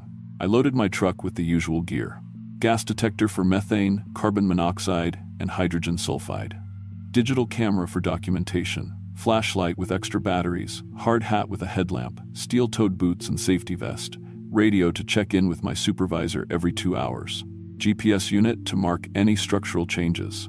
I'd done this same inspection routine maybe 1,000 times. The weather was clear when I left Charleston, but by the time I reached Hungry Hollow, thick gray clouds were rolling in from the west. The local radio was talking about a surprise blizzard moving through faster than anyone expected. Temperatures dropping from 40 degrees to below zero in just a few hours. I figured I had maybe 90 minutes before I'd need to head back. Hungry Hollow Mine sat in a narrow valley between two ridges, surrounded by bare trees and old mining equipment left to rust. The main entrance was sealed with concrete and steel mesh, just like it should be. But when I walked around to check the ventilation shafts, I found something that made me stop cold. Fresh tire tracks in the mud. Big ones, like the kind heavy mining equipment would make. But that was impossible. The access road had been gated and locked for over 20 years. There were no permits for any work here. I would have known about it. I followed the tracks around to the backside of the ridge, where they led to a section of the mine I'd never seen before. Someone had cleared away decades of brush and debris to expose a tunnel entrance that wasn't on any of my maps. The opening was maybe 8 feet wide and 10 feet tall, supported by new steel beams that still had price tags on them. I checked my radio. Static. The mountains around here always made communication spotty, but this was worse than usual. The first snowflakes started falling as I approached the tunnel entrance. My gas detector started beeping as soon as I got within 20 feet of the opening. Not the sharp alarm that meant dangerous gases, just the steady beep that indicated it was picking up something. I checked the readout. Methane levels were normal. Carbon monoxide was normal. But there was something else registering that I'd never seen before. The detector was showing trace amounts of some compound it couldn't identify. Professional curiosity got the better of me. Someone had been doing unauthorized work in a closed mine, which was not only illegal, but incredibly dangerous. If they'd compromised the structural integrity or breached into old gas pockets, people could die. I had to document this and report it immediately. I switched on my headlamp and stepped into the tunnel. The first thing that struck me was how clean everything was. After 23 years of abandonment, I expected to find debris, animal droppings, maybe some graffiti. Instead, the tunnel looked like it had been power washed yesterday. The walls were smooth, coal seam, cut with precision that exceeded anything I'd seen in modern mining operations. 20 feet in, I found the equipment. A massive tunnel, boring machine, easily worth $500,000, sitting silent in a side chamber. But when I got closer to examine it, my blood ran cold. The cutting head was mangled beyond recognition. The tungsten carbide teeth, designed to cut through solid rock, were twisted and broken. But the damage patterns were all wrong. They looked like bite marks. I took photographs from every angle, documenting the impossible damage. The metal housing showed parallel scratches, as if something with claws had grabbed the machine and tried to tear it apart. Hydraulic lines were severed not by cutting tools, but by what looked like puncture wounds from massive teeth. My radio crackled with static, and for just a moment I thought I heard my supervisor's voice calling my name. But when I tried to respond, there was nothing but white noise. The snow was coming down harder now, and the temperature inside the tunnel was dropping fast. I needed to finish my inspection and get out before the roads became impassable. But as I moved deeper into the mine, following the main tunnel, I discovered something that challenged everything I knew about mining engineering. The tunnel split into 3 branches, each descending at different angles that violated every principle of safe mining design. In coal extraction, you never create multiple downward passages without proper ventilation and emergency exits. These tunnels spiraled down in perfect mathematical curves that should have collapsed under their own weight years ago. But somehow, they were supported by materials I didn't recognize. The support beams weren't steel or timber. They looked organic, like massive bones or chitin, but harder than any metal I'd ever seen. They seemed to grow directly out of the coal seam, as if the mine was reinforcing itself. My gas detector started beeping faster. Not danger levels yet, but the unknown compound was getting stronger the deeper I went. I followed the main tunnel for maybe 200 yards before I found the active excavation site. Fresh coal was piled in neat pyramids along the tunnel walls. But the extraction patterns were impossible. In normal mining, you blast or cut the coal seam, leaving rough edges and waste material. This coal had been removed with surgical precision, leaving smooth surfaces that gleamed like polished stone. There was no waste, no debris, no evidence of the massive equipment needed for this kind of operation. I aimed my camera at the excavation marks on the wall and nearly dropped it. The coal face showed tool marks, but not from any equipment I recognized. The cuts were too deep, too precise, following the natural grain of the coal in ways that human tools couldn't achieve. It looked like something had carved the coal out with its bare hands, hands that ended in claws capable of cutting through solid rock. That's when I heard the sound from deeper in the mine. A rhythmic scraping, like metal on stone, but with an underlying organic quality that made my skin crawl. It was coming from one of the spiral tunnels, echoing up from depths that shouldn't exist. My radio finally crackled to life. "David, this is base. Weather emergency has been declared for your area. Get out now. Roads are closing in 30 minutes. I tried to respond, but static overwhelmed the signal again. When I checked my GPS, it showed my location as 300 feet underground, which was impossible. I was only 50 yards from the entrance, on level ground. The scraping sound was getting closer. I started back toward the entrance, moving as fast as I could without running. But when I reached the point where I thought the tunnel should end, I found myself at another junction. 3 more passages branched off in directions I hadn't seen before. The tunnel system had somehow rearranged itself while I was exploring the excavation site. My headlamp flickered and dimmed. I slapped it with my palm and the beam strengthened, but now it seemed to be drawing something toward me from the depths of the mine. The scraping sound had changed direction, following me through passages I couldn't see. That's when I realized what was happening. This wasn't an abandoned mine. It was an active operation, run by something that didn't need permits or safety inspectors or human oversight, something that had been mining this seam for decades, selling coal through legitimate channels while staying completely hidden from regulatory authorities. I pulled out my phone to call for backup, but the screen showed something impossible. Cell towers that didn't exist, GPS coordinates that placed me in 3 different locations simultaneously, and a compass that spun in slow circles without settling on any direction. The scraping sound was right behind me now. I turned around and saw it emerging from one of the spiral tunnels. At first, my brain couldn't process what I was looking at.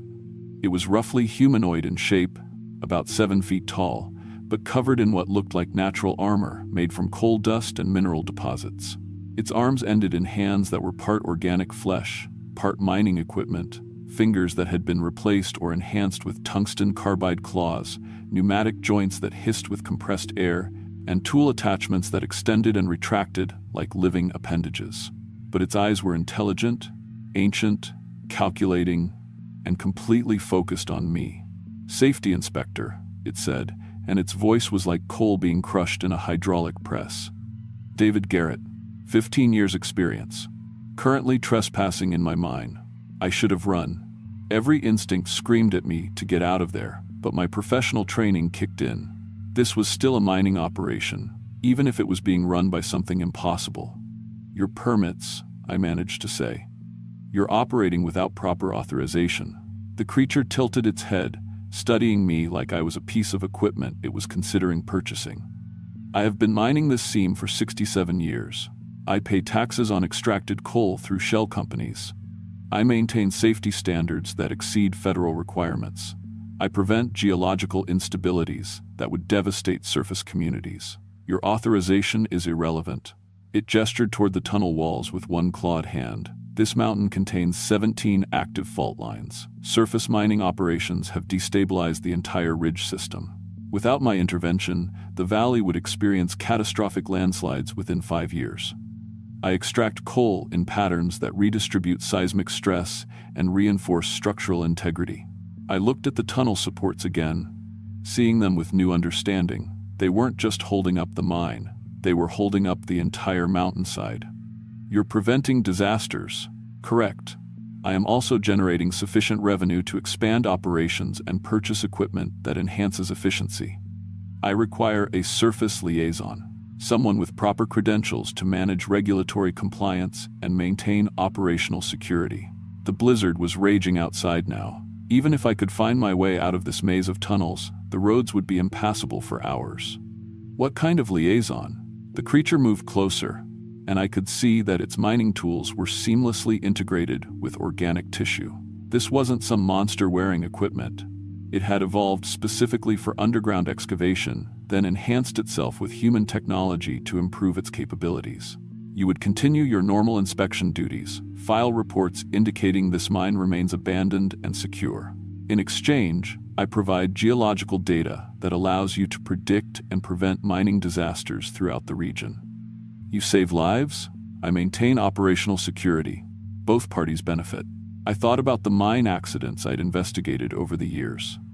Cave-ins that killed entire crews, gas explosions that could have been prevented with better geological surveys, structural failures that happened because no one understood the stress patterns in the underlying rock.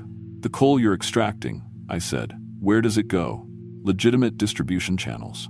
I maintain contracts with 3 transportation companies using forged but technically accurate documentation. Coal quality exceeds industry standards. Payment terms are favorable. No customer has ever filed a complaint. My radio crackled one more time.